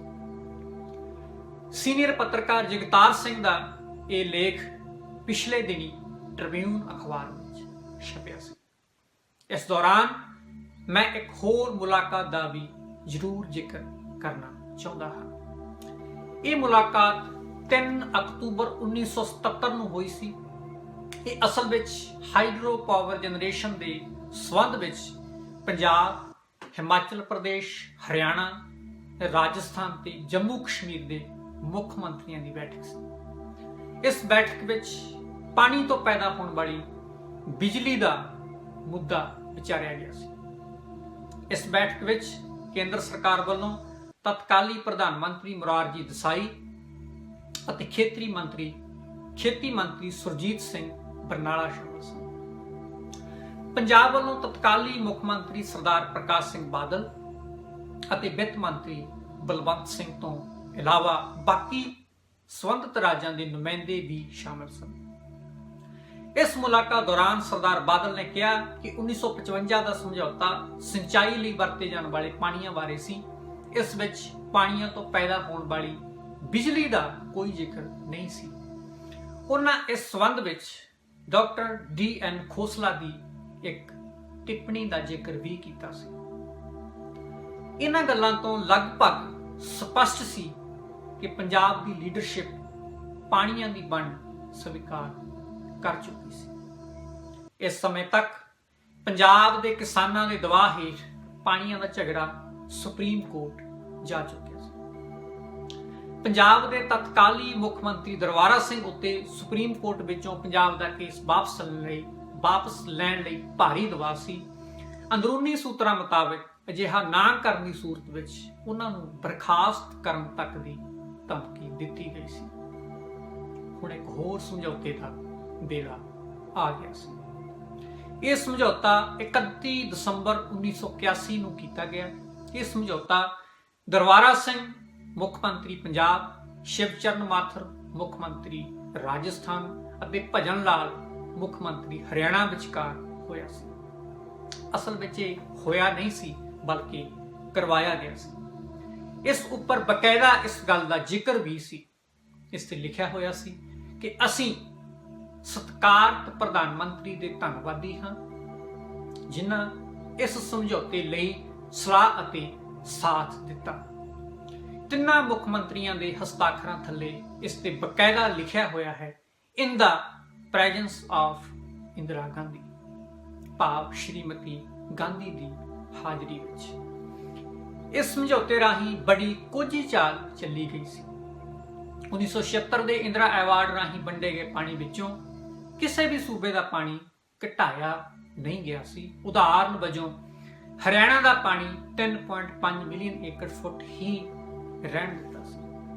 ਕੀਤਾ ਇਹ ਗਿਆ ਸੀ ਕਿ ਪੰਜਾਬ ਦਾ ਕੁੱਲ ਪਾਣੀ ਵੱਧ ਵਿਖਾ ਦਿੱਤਾ ਗਿਆ ਸੀ। ਇਹ ਪਾਣੀ ਜੋ ਸਿਰਫ ਕਾਗਜ਼ਾਂ ਵਿੱਚ ਹੀ ਮੌਜੂਦ ਸੀ, ਉਹ ਪੰਜਾਬ ਨੂੰ ਦੇ ਕੇ ਇੱਕ ਅਹਿਸਾਨ ਜਤਾਇਆ ਜਾ ਰਿਹਾ ਸੀ। ਤੇ ਦਰਬਾਰਾ ਸਿੰਘ ਇਸ ਮਹਾਨ ਕਾਰਜ ਲਈ ਸ਼੍ਰੀਮਤੀ ਗਾਂਧੀ ਦਾ ਬਹੁਤ ਰਿਣੀ ਸੀ। ਅਸਲ ਵਿੱਚ ਇਹ ਸਮਝੌਤਾ ਅਦਾਲਤ ਵਿੱਚੋਂ ਪੰਜਾਬ ਦਾ ਕੇਸ ਵਾਪਸ ਕਰਵਾਉਣ ਲਈ ਕੀਤਾ ਗਿਆ ਸੀ। ਇਸ ਸਮਝੌਤੇ ਅਧੀਨ ਪਾਣੀ ਦੀ ਕੁੱਲ ਵੰਡ ਇਸ ਪ੍ਰਕਾਰ ਕੀਤੀ ਗਈ। ਰਾਜਸਥਾਨ 86 ਲੱਖ ਏਕੜ ਫੁੱਟ, ਭਾਵ 8.6 ਮਿਲੀਅਨ ਏਕੜ ਫੁੱਟ। ਪੰਜਾਬ 42.2 ਲੱਖ ਏਕੜ ਫੁੱਟ, ਹਰਿਆਣਾ 35 ਲੱਖ ਏਕੜ ਫੁੱਟ, ਦਿੱਲੀ 2 ਲੱਖ ਏਕੜ ਫੁੱਟ ਅਤੇ ਜੰਮੂ ਕਸ਼ਮੀਰ 6.5 ਲੱਖ ਏਕੜ ਫੁੱਟ। ਗੈਰ ਰਿਪੇਰੀਅਨ ਰਾਜਾਂ ਨੂੰ ਜਾ ਰਹੇ ਨਿਹੱਕੇ ਪਾਣੀ ਨੂੰ ਰੋਕਣ ਬਾਰੇ ਕੋਈ ਗੱਲ ਨਹੀਂ ਸੀ ਹੋ ਰਹੀ।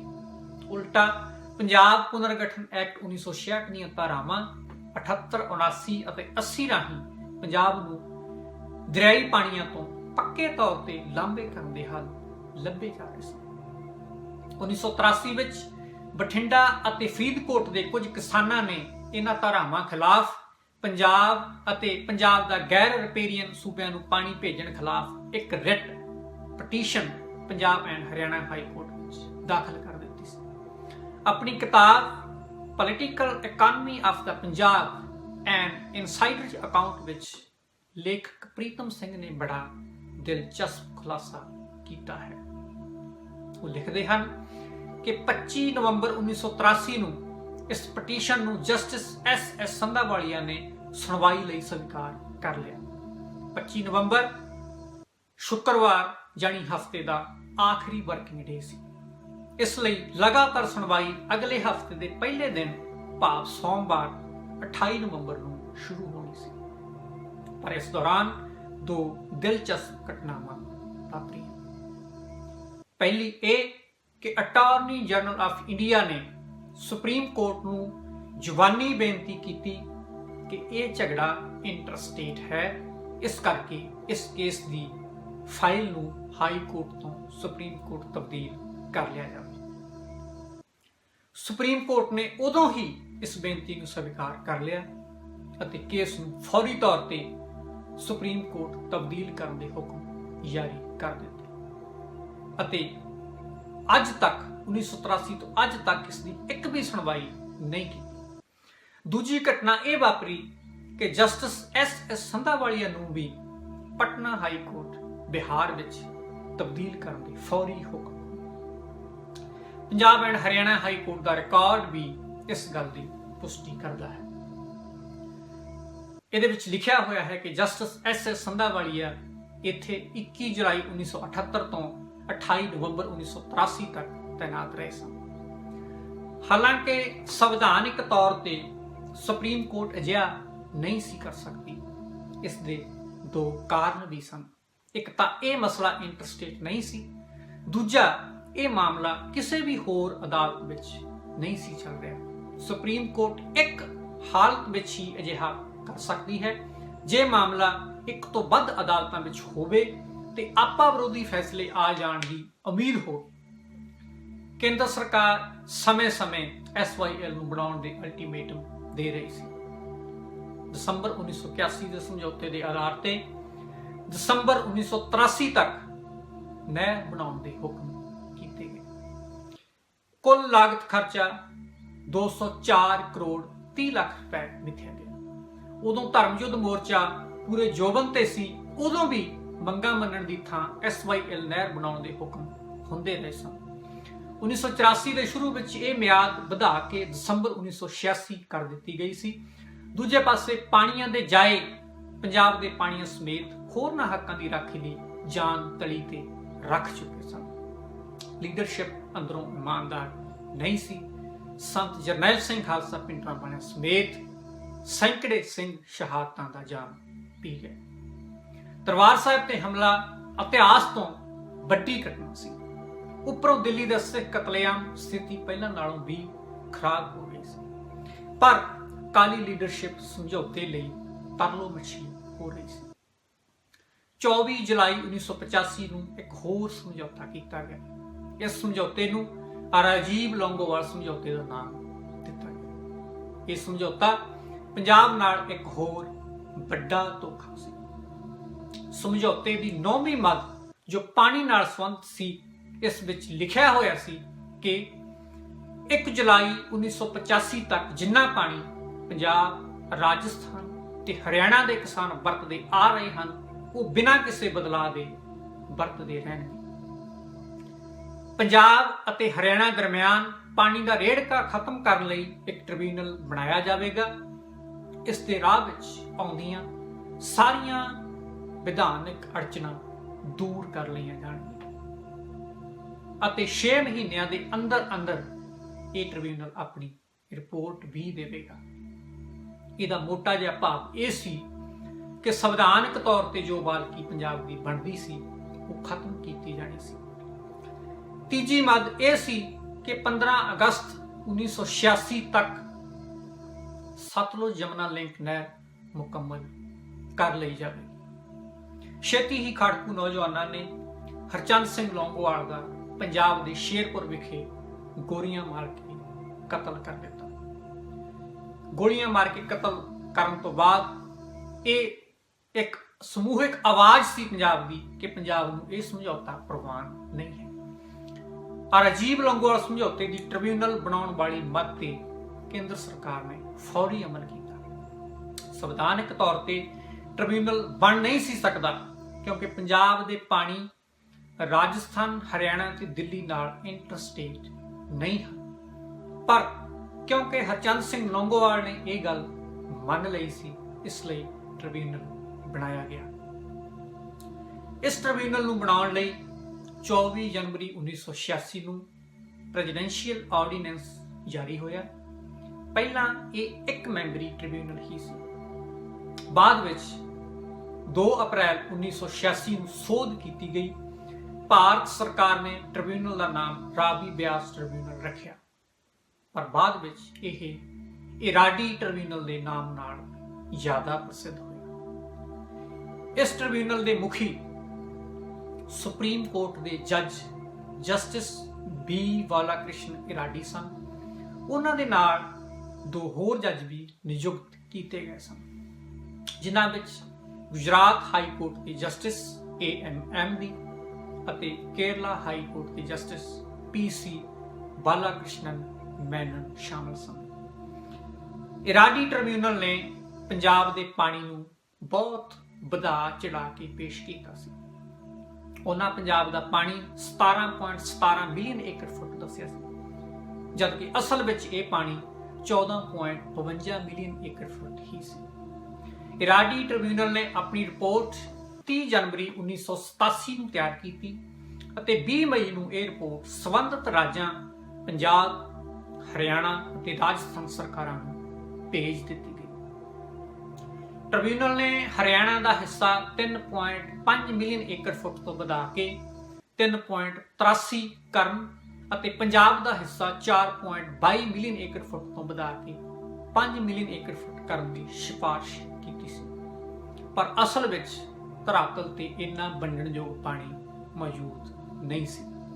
ਇਰਾਡੀ ਟ੍ਰਿਬਿਊਨਲ ਦੀਆਂ ਸਿਫਾਰਿਸ਼ਾਂ ਨੂੰ ਲਾਗੂ ਨਹੀਂ ਕੀਤਾ ਗਿਆ। ਕੇਂਦਰ ਸਰਕਾਰ ਫਿਰ ਵੀ ਸਤਲੁਜ ਜਮਨਾ ਲਿੰਕ ਨਹਿਰ ਨੂੰ ਬਣਾਉਣ ਲਈ ਵਜਦ ਸੀ। ਦਸੰਬਰ 1986 ਦੀਆਂ ਹਰਿਆਣਾ ਦੀਆਂ ਵਿਧਾਨ ਸਭਾ ਚੋਣਾਂ ਸਮੇਂ ਇਹਦੇ ਸਬੂਤ ਵੀ ਮਿਲੇ।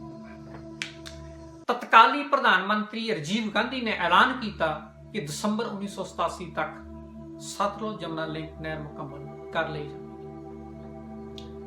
ਕੇਂਦਰ ਸਰਕਾਰ ਨੇ ਜ਼ੋਰ ਜ਼ਬਰਦਸਤੀ ਨਾਲ 1990 ਵਿੱਚ ਸਤਲੁਜ ਜਮਨਾ ਲਿੰਕ ਨਹਿਰ ਦੀ ਉਸਾਰੀ ਸ਼ੁਰੂ ਕਰਵਾ ਦਿੱਤੀ ਸੀ। ਪੰਜਾਬ ਵਿੱਚ ਖਾੜਕੂ ਲਹਿਰ ਉਨੀ ਦਿਨੀ ਪੂਰੇ ਜੋਬਨ ਤੇ ਸੀ। ਖਾੜਕੂਆਂ ਨੇ ਸਰਕਾਰ ਨੂੰ ਨਹਿਰ ਦੀ ਉਸਾਰੀ ਰੋਕਣ ਲਈ ਕੁਝ ਅਲਟੀਮੇਟਮ ਵੀ ਦਿੱਤੇ ਸਨ, ਪਰ ਸਰਕਾਰ ਨੇ ਇਹਨਾਂ ਨੂੰ ਗੰਭੀਰਤਾ ਨਾਲ ਨਹੀਂ ਲਿਆ। ਅਖੀਰ ਬੱਬਰ ਖਾਲਸਾ ਦੇ ਭਾਈ ਬਲਵਿੰਦਰ ਸਿੰਘ ਜਟਾਣਾ ਅਤੇ ਕੁਝ ਹੋਰ ਖਾੜਕੂ ਸਿੰਘਾਂ ਨੇ 23 ਜੁਲਾਈ 1990 ਨੂੰ ਬੰਦੂਕ ਦੀ ਨੋਕ ਨਾਲ ਇਸ ਉਸਾਰੀ ਨੂੰ ਰੋਕ ਦਿੱਤਾ ਸੀ। ਦੁਬਾਰਾ ਇਸ ਉਸਾਰੀ ਦੀ ਤਕਰੀਬਨ ਇੱਕ ਦਹਾਕੇ ਤੱਕ ਕੋਈ ਖਾਸ ਗੱਲ ਨਹੀਂ ਹੋਈ। ਪਹਿਲਾਂ 15 ਜਨਵਰੀ 2002 ਅਤੇ ਫਿਰ 4 ਜੂਨ 2004 ਵਿੱਚ ਸੁਪਰੀਮ ਕੋਰਟ ਨੇ 2 ਵਾਰ ਇਸ ਨਹਿਰ ਨੂੰ ਬਣਾਏ ਜਾਣ ਦੇ ਹੁਕਮ ਜਾਰੀ ਕੀਤੇ। 4 ਜੂਨ 2004 ਦੇ ਹੁਕਮਾਂ ਵਿੱਚ ਸੁਪਰੀਮ ਕੋਰਟ ਨੇ ਮੁੱਖ ਰੂਪ ਵਿੱਚ ਇਹ ਆਖਿਆ ਕਿ ਅੱਜ ਤੋਂ 1 ਮਹੀਨੇ ਦੇ ਵਿੱਚ ਕੇਂਦਰ ਸਰਕਾਰ ਕਿਸੇ ਕੇਂਦਰੀ ਏਜੰਸੀ ਰਾਹੀਂ ਪੰਜਾਬ ਕੋਲੋਂ ਨਹਿਰ ਉਸਾਰੀ ਦਾ ਕੰਟਰੋਲ ਆਪਣੇ ਹੱਥ ਵਿੱਚ ਲੈ ਲਵੇ। ਪੰਜਾਬ 2 ਹਫ਼ਤਿਆਂ ਦੇ ਅੰਦਰ ਉਸਾਰੀ ਦਾ ਕੰਮ ਕੇਂਦਰ ਸਰਕਾਰ ਨੂੰ ਸਪੁਰਦ ਕਰ ਦੇਵੇ। ਕੇਂਦਰ ਤੇ ਪੰਜਾਬ ਸਰਕਾਰਾਂ ਕੇਂਦਰੀ ਏਜੰਸੀ ਦੇ ਕਰਮਚਾਰੀਆਂ ਨੂੰ ਢੁਕਵੀਂ ਸੁਰੱਖਿਆ ਮੁਹੱਈਆ ਕਰਵਾਉਣ। ਇਹ ਸ਼ਾਇਦ ਇਸ ਕਰਕੇ ਕਿਹਾ ਗਿਆ ਸੀ ਕਿ 1990 ਵਿੱਚ ਨਹਿਰ ਦੀ ਉਸਾਰੀ ਦਾ ਕੰਮ ਬੰਦੂਕ ਦੀ ਨਾਲੀ ਦੇ ਜ਼ੋਰ ਨਾਲ ਰੋਕਿਆ ਗਿਆ ਸੀ। ਪੰਜਾਬ ਲਈ ਇਹ ਬਹੁਤ ਵੱਡਾ ਝਟਕਾ ਸੀ। ਸੁਪਰੀਮ ਕੋਰਟ ਦਾ ਫੈਸਲਾ ਭਾਵੇਂ 2002 ਵਿੱਚ ਵੀ ਆਇਆ ਸੀ, ਪਰ ਇਸ ਵਾਰ ਵਧੇਰੇ ਸਖਤੀ ਨਾਲ ਨਿਰਦੇਸ਼ ਦਿੱਤੇ ਗਏ ਸਨ। ਕੇਂਦਰ ਸਰਕਾਰ ਨੂੰ ਉਸਾਰੀ ਨਿਬੇੜਨ ਦੇ ਹੁਕਮ ਕਰ ਦਿੱਤੇ ਗਏ ਸਨ। ਪੰਜਾਬ ਵਿੱਚ ਉਸ ਸਮੇਂ ਕੈਪਟਨ ਅਮਰਿੰਦਰ ਸਿੰਘ ਦੀ ਸਰਕਾਰ ਸੀ। ਇਹ ਇੱਕ ਵੱਡਾ ਵਿਧਾਨਕ ਸੰਕਟ ਸਰਕਾਰ ਸਾਹਮਣੇ ਆ ਗਿਆ ਸੀ। ਅਖੀਰ ਸਰਕਾਰ ਨੇ ਇੱਕ ਵੱਡਾ ਫੈਸਲਾ ਵੀ ਲਿਆ। ਇਹ ਫੈਸਲਾ ਕੇਂਦਰ ਦੀ ਕਾਂਗਰਸ ਸਰਕਾਰ ਦੀ ਨਾਰਾਜ਼ਗੀ ਦੀ ਕੀਮਤ ਤੇ ਲਿਆ ਗਿਆ ਸੀ। 12 ਜੁਲਾਈ 2004 ਨੂੰ ਪੰਜਾਬ ਵਿਧਾਨ ਸਭਾ ਨੇ ਸਰਬਸੰਮਤੀ ਨਾਲ ਇੱਕ ਕਾਨੂੰਨ ਪਾਸ ਕੀਤਾ। ਇਹ ਕਾਨੂੰਨ ਸੀ Punjab termination of agreements act, ਭਾਵ ਪੰਜਾਬ ਸਮਝੌਤਿਆਂ ਦਾ ਖਾਤਮਾ ਕਾਨੂੰਨ। ਇਸ ਐਕਟ ਅਧੀਨ ਰਾਵੀ ਬਿਆਸ ਦੇ ਪਾਣੀਆਂ ਦੀ ਵੰਡ ਨਾਲ ਸੰਬੰਧਿਤ ਦਸੰਬਰ 1981 ਦੇ ਸਮਝੌਤੇ ਸਮੇਤ ਅਤੇ ਉਸ ਤੋਂ ਬਾਅਦ ਹੋਏ ਸਾਰੇ ਸਮਝੌਤੇ ਰੱਦ ਕਰ ਦਿੱਤੇ ਸਨ। ਇਹਨਾਂ ਵਿੱਚ ਰਾਜੀਵ ਲੋਂਗੋਵਾਲ ਸਮਝੌਤਾ ਵੀ ਸ਼ਾਮਲ ਸੀ। ਇਹ ਐਕਟ 22 ਜੁਲਾਈ 2004 ਨੂੰ ਕੇਂਦਰ ਸਰਕਾਰ ਨੇ ਸੰਵਿਧਾਨ ਦੀ ਧਾਰਾ 143 ਅਧੀਨ ਪ੍ਰੈਜ਼ੀਡੈਂਸ਼ੀਅਲ ਰੈਫਰੈਂਸ ਬਣਾ ਕੇ ਸੁਪਰੀਮ ਕੋਰਟ ਦੀ ਰਾਏ ਜਾਣਨ ਲਈ ਭੇਜਿਆ, ਤਾਂ ਜੋ ਇਹ ਜਾਣਿਆ ਜਾ ਸਕੇ ਕਿ ਇਸ ਐਕਟ ਦੀ ਕੀ ਅਹਿਮੀਅਤ ਹੈ। ਇਸ ਐਕਟ ਨਾਲ ਵਕਤੀ ਤੌਰ ਤੇ ਸਤਲੁਜ ਜਮਨਾ ਲਿੰਕ ਨਹਿਰ ਦਾ ਨਿਰਮਾਣ ਤਾਂ ਰੁਕ ਗਿਆ, ਪਰ ਐਕਟ ਦੀ ਧਾਰਾ 5 ਅਧੀਨ ਪਹਿਲਾਂ ਤੋਂ ਜਾ ਰਹੇ ਨਜਾਇਜ਼ ਪਾਣੀ ਨੂੰ ਜਾਇਜ਼ ਮੰਨ ਲਿਆ ਗਿਆ। ਧਾਰਾ 5 ਅਧੀਨ ਇਹ ਦਰਜ ਕਰ ਦਿੱਤਾ ਗਿਆ ਕਿ ਜੋ ਪਾਣੀ ਅੱਜ ਤੱਕ ਜਾ ਰਿਹਾ ਹੈ ਉਸ ਨਾਲ ਕੋਈ ਵੀ ਛੇੜਛਾੜ ਨਹੀਂ ਕੀਤੀ ਜਾਵੇਗੀ, ਉਹ ਉਸੇ ਤਰ੍ਹਾਂ ਹੀ ਜਾਂਦਾ ਰਹੇਗਾ। ਜਦਕਿ ਇਸ ਤੋਂ ਪਹਿਲਾਂ ਕਦੇ ਵੀ ਪੰਜਾਬ ਨੇ ਵਿਧਾਨਕ ਤੌਰ ਤੇ ਦਰਿਆਈ ਪਾਣੀਆਂ ਬਾਰੇ ਇਹ ਗੱਲ ਕਬੂਲ ਨਹੀਂ ਕੀਤੀ ਸੀ। ਇਹ ਇੱਕ ਬਹੁਤ ਵੱਡੀ ਵਿਧਾਨਕ ਤਰੁੱਟੀ ਸੀ। ਬਾਅਦ ਦੀਆਂ ਸਰਕਾਰਾਂ ਇਸ ਵਾਅਦੇ ਨਾਲ ਸੱਤਾ ਵਿੱਚ ਆਈਆਂ ਕਿ ਉਹ ਇਸ ਐਕਟ ਦੀ ਧਾਰਾ 5 ਨੂੰ ਰੱਦ ਕਰ ਦੇਣਗੇ, ਪਰ ਅਜਿਹਾ ਨਹੀਂ ਕੀਤਾ ਗਿਆ। ਸਮੇਂ ਨਾਲ ਖਾੜਕੂ ਲਹਿਰ ਸ਼ਾਂਤ ਹੋ ਗਈ ਸੀ। ਪੰਜਾਬ ਦੇ ਤਕਰੀਬਨ ਹਰ ਚੋਣ ਮੈਨੀਫੈਸਟੋ ਵਿੱਚ ਦਰਿਆਈ ਪਾਣੀਆਂ ਦੇ ਮਸਲੇ ਦਾ ਜ਼ਿਕਰ ਹੋਣ ਦੇ ਬਾਵਜੂਦ ਕਿਸੇ ਵੀ ਪਾਰਟੀ ਨੇ ਇਸ ਮਸਲੇ ਦੇ ਸਥਾਈ ਹੱਲ ਲਈ ਅਤੇ ਪਹਿਲਾਂ ਤੋਂ ਜਾ ਰਹੇ ਪਾਣੀ ਨੂੰ ਰੋਕਣ ਲਈ ਜਾਂ ਉਸ ਪਾਣੀ ਦਾ ਐਵਜ਼ਾਨਾ ਵਸੂਲ ਕਰਨ ਵਾਸਤੇ ਕੋਈ ਸਟੈਂਡ ਨਹੀਂ ਲਿਆ। ਜਦੋਂ ਵੀ ਪਾਣੀਆਂ ਦੇ ਮਸਲੇ ਦੀ ਗੱਲ ਚੱਲਦੀ ਹੈ ਤਾਂ ਸਾਰਾ ਧਿਆਨ SYL ਨਹਿਰ ਦੁਆਲੇ ਹੀ ਕੇਂਦਰਿਤ ਹੋ ਕੇ ਰਹਿ ਜਾਂਦਾ ਹੈ। ਰਾਜਸਥਾਨ ਫੀਡਰ ਅਤੇ ਭਾਖੜਾ ਰਾਹੀਂ ਰਾਜਸਥਾਨ ਨੂੰ 1955 ਤੋਂ ਜਾ ਰਹੇ 86 ਲੱਖ ਏਕੜ ਫੁੱਟ ਪਾਣੀ ਨੂੰ ਭੁੱਲ ਭੁਲਾ ਦਿੱਤਾ ਗਿਆ ਹੈ। ਨਾ ਹੀ ਭਾਖੜਾ ਦੀ ਨਰਵਾਣਾ ਬ੍ਰਾਂਚ ਰਾਹੀਂ ਅਤੇ ਭਾਖੜਾ ਮੇਨ ਕੈਨਾਲ ਰਾਹੀਂ ਹਰਿਆਣੇ ਨੂੰ ਜਾ ਰਹੇ ਤਕਰੀਬਨ 59 ਲੱਖ ਏਕੜ ਫੁੱਟ ਪਾਣੀ ਦਾ ਕੋਈ ਜ਼ਿਕਰ ਹੈ। ਇਹ ਪਾਣੀ ਦਹਾਕਿਆਂ ਤੋਂ ਇਸੇ ਤਰ੍ਹਾਂ ਹੀ ਜਾ ਰਿਹਾ ਹੈ। ਇੱਕ ਪਾਸੇ ਸਿਆਸਤਦਾਨ ਇੱਕ ਬੂੰਦ ਨਹੀਂ ਜਾਣ ਦੇਵਾਂਗੇ ਦੇ ਨਾਰੇ ਲਗਾ ਰਹੇ ਹਨ।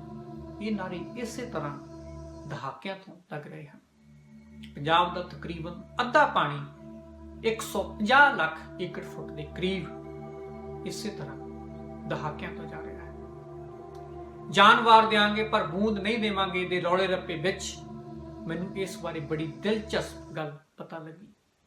ਇਹ ਖੁਲਾਸਾ 7 ਅਪ੍ਰੈਲ 2015 ਦੇ ਦ ਟ੍ਰਿਬਿਊਨ ਅਖਬਾਰ ਦੀ ਇੱਕ ਕਵਰ ਸਟੋਰੀ ਤੇ ਆਧਾਰਿਤ ਹੈ।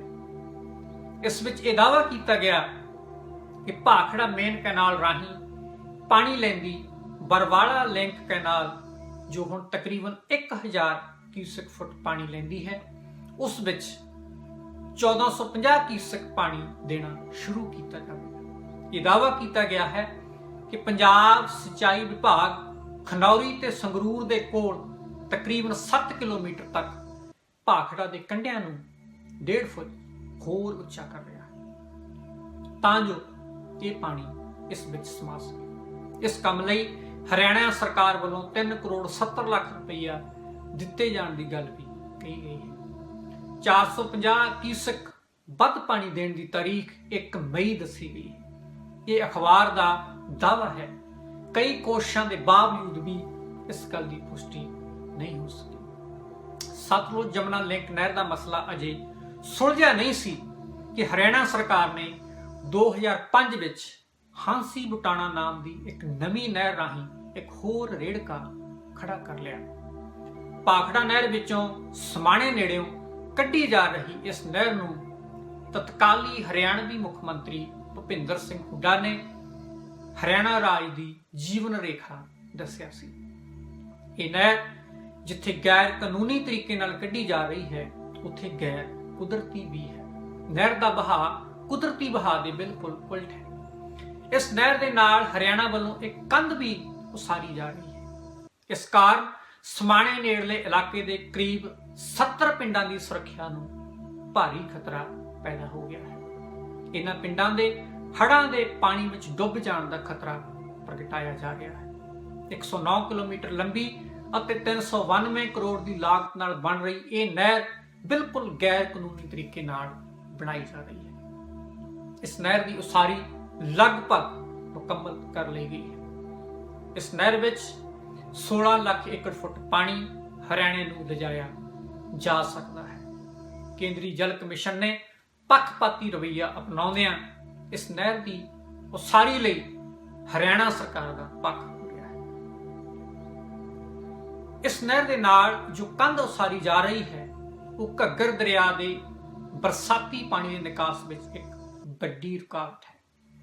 ਮਾਹਿਰਾਂ ਅਨੁਸਾਰ ਇਸ ਕਾਰਨ ਇਲਾਕੇ ਦੇ ਤਕਰੀਬਨ 70 ਪਿੰਡਾਂ ਦੇ 1 ਲੱਖ ਲੋਕ ਪ੍ਰਭਾਵਿਤ ਹੋਣਗੇ। ਫਿਲਹਾਲ ਕੰਧ ਦੀ ਉਸਾਰੀ ਤੇ ਸੁਪਰੀਮ ਕੋਰਟ ਨੇ ਰੋਕ ਲਗਾ ਦਿੱਤੀ ਹੈ। ਹਰਿਆਣਾ ਸਰਕਾਰ ਇਹ ਤਰਕ ਦੇ ਰਹੀ ਹੈ ਕਿ ਉਹ ਨਰਵਾਣਾ ਬ੍ਰਾਂਚ ਵਿਚਲਾ ਆਪਣਾ ਅਣਵਰਤਿਆ ਪਾਣੀ ਹਾਂਸੀ ਬੁਟਾਣਾ ਨਹਿਰ ਰਾਹੀਂ ਲੈਣਾ ਚਾਹੁੰਦੇ ਹਨ ਤਾਂ ਜੋ ਦੱਖਣੀ ਹਰਿਆਣਾ ਦੀ ਸਿੰਚਾਈ ਕੀਤੀ ਜਾ ਸਕੇ। ਇਹ ਇੱਕ ਸ਼ਬਦਾਂ ਦਾ ਜਾਲ ਹੈ ਜੋ ਪੰਜਾਬ ਨੂੰ ਉਲਝਾਉਣ ਲਈ ਬੁਣਿਆ ਜਾ ਰਿਹਾ ਹੈ। ਇਸ ਨਹਿਰ ਬਾਰੇ 5 ਅਗਸਤ 2011 ਨੂੰ ਸੁਪਰੀਮ ਕੋਰਟ ਵਿੱਚ ਚੱਲੀ ਸੁਣਵਾਈ ਦੌਰਾਨ 2 ਦਿਲਚਸਪ ਗੱਲਾਂ ਵੀ ਹੋਈਆਂ। ਹਰਿਆਣਾ ਦੇ ਵਕੀਲਾਂ ਨੇ ਪੰਜਾਬ ਵੱਲੋਂ ਹਾਂਸੀ ਬੁਟਾਣਾ ਨਹਿਰ ਨਾਲ ਲੱਗਦੀ ਕੰਧ ਨੂੰ ਰੋਕਣ ਲਈ ਸੁਪਰੀਮ ਕੋਰਟ ਵਿੱਚ ਪੰਜਾਬ ਦਾ ਆਉਣਾ ਗੈਰ ਵਿਧਾਨਕ ਦੱਸਿਆ। ਉਹਨਾਂ ਕਿਹਾ ਕਿ ਅਜਿਹੇ ਮਸਲੇ ਸੁਪਰੀਮ ਕੋਰਟ ਦੇ ਅਧਿਕਾਰ ਖੇਤਰ ਵਿੱਚ ਨਹੀਂ ਹੁੰਦੇ। ਪੰਜਾਬ ਕੇਂਦਰ ਕੋਲ ਇਸ ਦੀ ਸ਼ਿਕਾਇਤ ਕਰੇ ਤੇ ਕੇਂਦਰ ਟ੍ਰਿਬਿਊਨਲ ਰਾਹੀਂ ਇਸ ਮਸਲੇ ਦਾ ਹੱਲ ਕਰੇ। ਇਸ ਤੇ ਟਿੱਪਣੀ ਕਰਦਿਆਂ ਪੰਜਾਬ ਸਰਕਾਰ ਦੇ ਵਕੀਲ ਹਰੀਸ਼ ਸਾਲਵੇ ਨੇ ਹਰਿਆਣਾ ਦੇ ਵਕੀਲਾਂ ਨੂੰ ਵਿੱਚੋਂ ਟੋਕਦਿਆਂ ਕਿਹਾ ਕਿ ਉਹ ਚੇਤੇ ਕਰਨ ਕਿ ਸਤਲੁਜ ਜਮਨਾ ਲਿੰਕ ਨਹਿਰ ਦੇ ਮਾਮਲੇ ਵਿੱਚ ਹਰਿਆਣਾ ਨੇ ਪੰਜਾਬ ਖਿਲਾਫ ਕੇਸ ਪਾਇਆ ਸੀ ਅਤੇ ਹੁਣ ਉਹ ਕਹਿ ਰਿਹਾ ਹੈ ਕਿ ਨਦੀ ਜਲ ਵਿਵਾਦ ਮਾਮਲੇ ਦੀ ਸੁਣਵਾਈ ਕਰਨ ਦਾ ਅਧਿਕਾਰ ਸੁਪਰੀਮ ਕੋਰਟ ਕੋਲ ਨਹੀਂ ਹੈ। ਦੂਜੀ ਗੱਲ ਹੋਈ ਕਿ ਜਦੋਂ ਪੱਤਰਕਾਰਾਂ ਨੇ ਇਸ ਸਮੁੱਚੇ ਮਾਮਲੇ ਤੇ ਕੇਂਦਰ ਦੇ ਸਟੈਂਡ ਬਾਰੇ ਪੁੱਛਿਆ ਤਾਂ ਕੇਂਦਰੀ ਨੁਮਾਇੰਦੇ ਸ਼੍ਰੀ ਰਾਵਲ ਨੇ ਕਿਹਾ ਕਿ ਸਾਡਾ ਸਟੈਂਡ ਇਹ ਹੈ ਕਿ ਅਸੀਂ ਕੋਈ ਸਟੈਂਡ ਨਹੀਂ ਲਿਆ। ਪੰਜਾਬ ਦੇ ਦਰਿਆਈ ਪਾਣੀਆਂ ਤੇ ਪੱਕੇ ਤੌਰ ਤੇ ਕਾਬਜ਼ ਹੋਣ ਦੀ ਕੋਸ਼ਿਸ਼ 2011 ਵਿੱਚ ਵੀ ਹੋਈ, ਜਦੋਂ ਮਨਮੋਹਨ ਸਿੰਘ ਸਰਕਾਰ ਦੁਆਰਾ ਕੁਦਰਤੀ ਸਰੋਤਾਂ ਦੇ ਖਾਤਮੇ ਦੀ ਜਾਂਚ ਲਈ ਬਣਾਈ ਇੱਕ ਪੈਨਲ ਕਮੇਟੀ ਉਹਦੇ ਮੁਖੀ ਅਸ਼ੋਕ ਚਾਵਲਾ ਨੇ ਪਾਣੀ ਨੂੰ ਸੰਵਿਧਾਨ ਦੀ ਰਾਜ ਸੂਚੀ ਵਿੱਚੋਂ ਕੱਢ ਕੇ ਸੰਵਰਤੀ ਸੂਚੀ ਵਿੱਚ ਪਾਉਣ ਦੀ ਸਿਫਾਰਿਸ਼ ਕੀਤੀ। ਅਜਿਹਾ ਹੋਣ ਨਾਲ ਕੇਂਦਰ ਨੂੰ ਵੀ ਪਾਣੀਆਂ ਬਾਰੇ ਕੋਈ ਵੀ ਫੈਸਲਾ ਕਰਨ ਦਾ ਹੱਕ ਮਿਲ ਜਾਣਾ ਸੀ।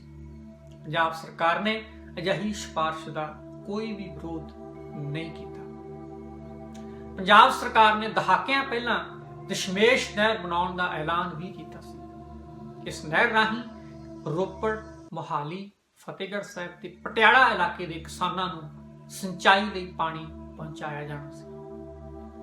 ਅੱਜ ਤੱਕ ਪਤਾ ਨਹੀਂ ਲੱਗ ਸਕਿਆ ਕਿ ਇਸ ਨਹਿਰ ਦਾ ਕੀ ਬਣਿਆ।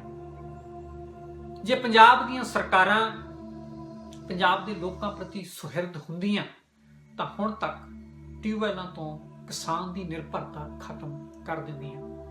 ਪੰਜਾਬ ਦੀ ਕਿਸੇ ਵੀ ਸਿਆਸੀ ਧਿਰ ਨੇ ਪਿਛਲੇ ਸਮੇਂ ਦੌਰਾਨ ਹੋਰਨਾਂ ਸੂਬਿਆਂ ਵੱਲੋਂ ਲੈ ਵਿਧਾਨਕ ਪੈਂਤੜਿਆਂ ਤੋਂ ਵੀ ਕੋਈ ਸਬਕ ਨਹੀਂ ਸਿੱਖਿਆ। ਆਪਣੀ ਗੱਲ ਦੀ ਦਲੀਲ ਲਈ ਮੈਂ ਇੱਥੇ ਦੋ ਘਟਨਾਵਾਂ ਦਾ ਜ਼ਿਕਰ ਕਰਨਾ ਚਾਹੁੰਦਾ ਹਾਂ। ਪਹਿਲਾ ਇਹ ਕਿ ਨਰਮਦਾ ਵਾਟਰ ਡਿਸਪਿਊਟ ਟ੍ਰਿਬਿਊਨਲ ਦਾ 23 ਫਰਵਰੀ 1972 ਨੂੰ ਇੱਕ ਫੈਸਲਾ ਆਇਆ ਸੀ।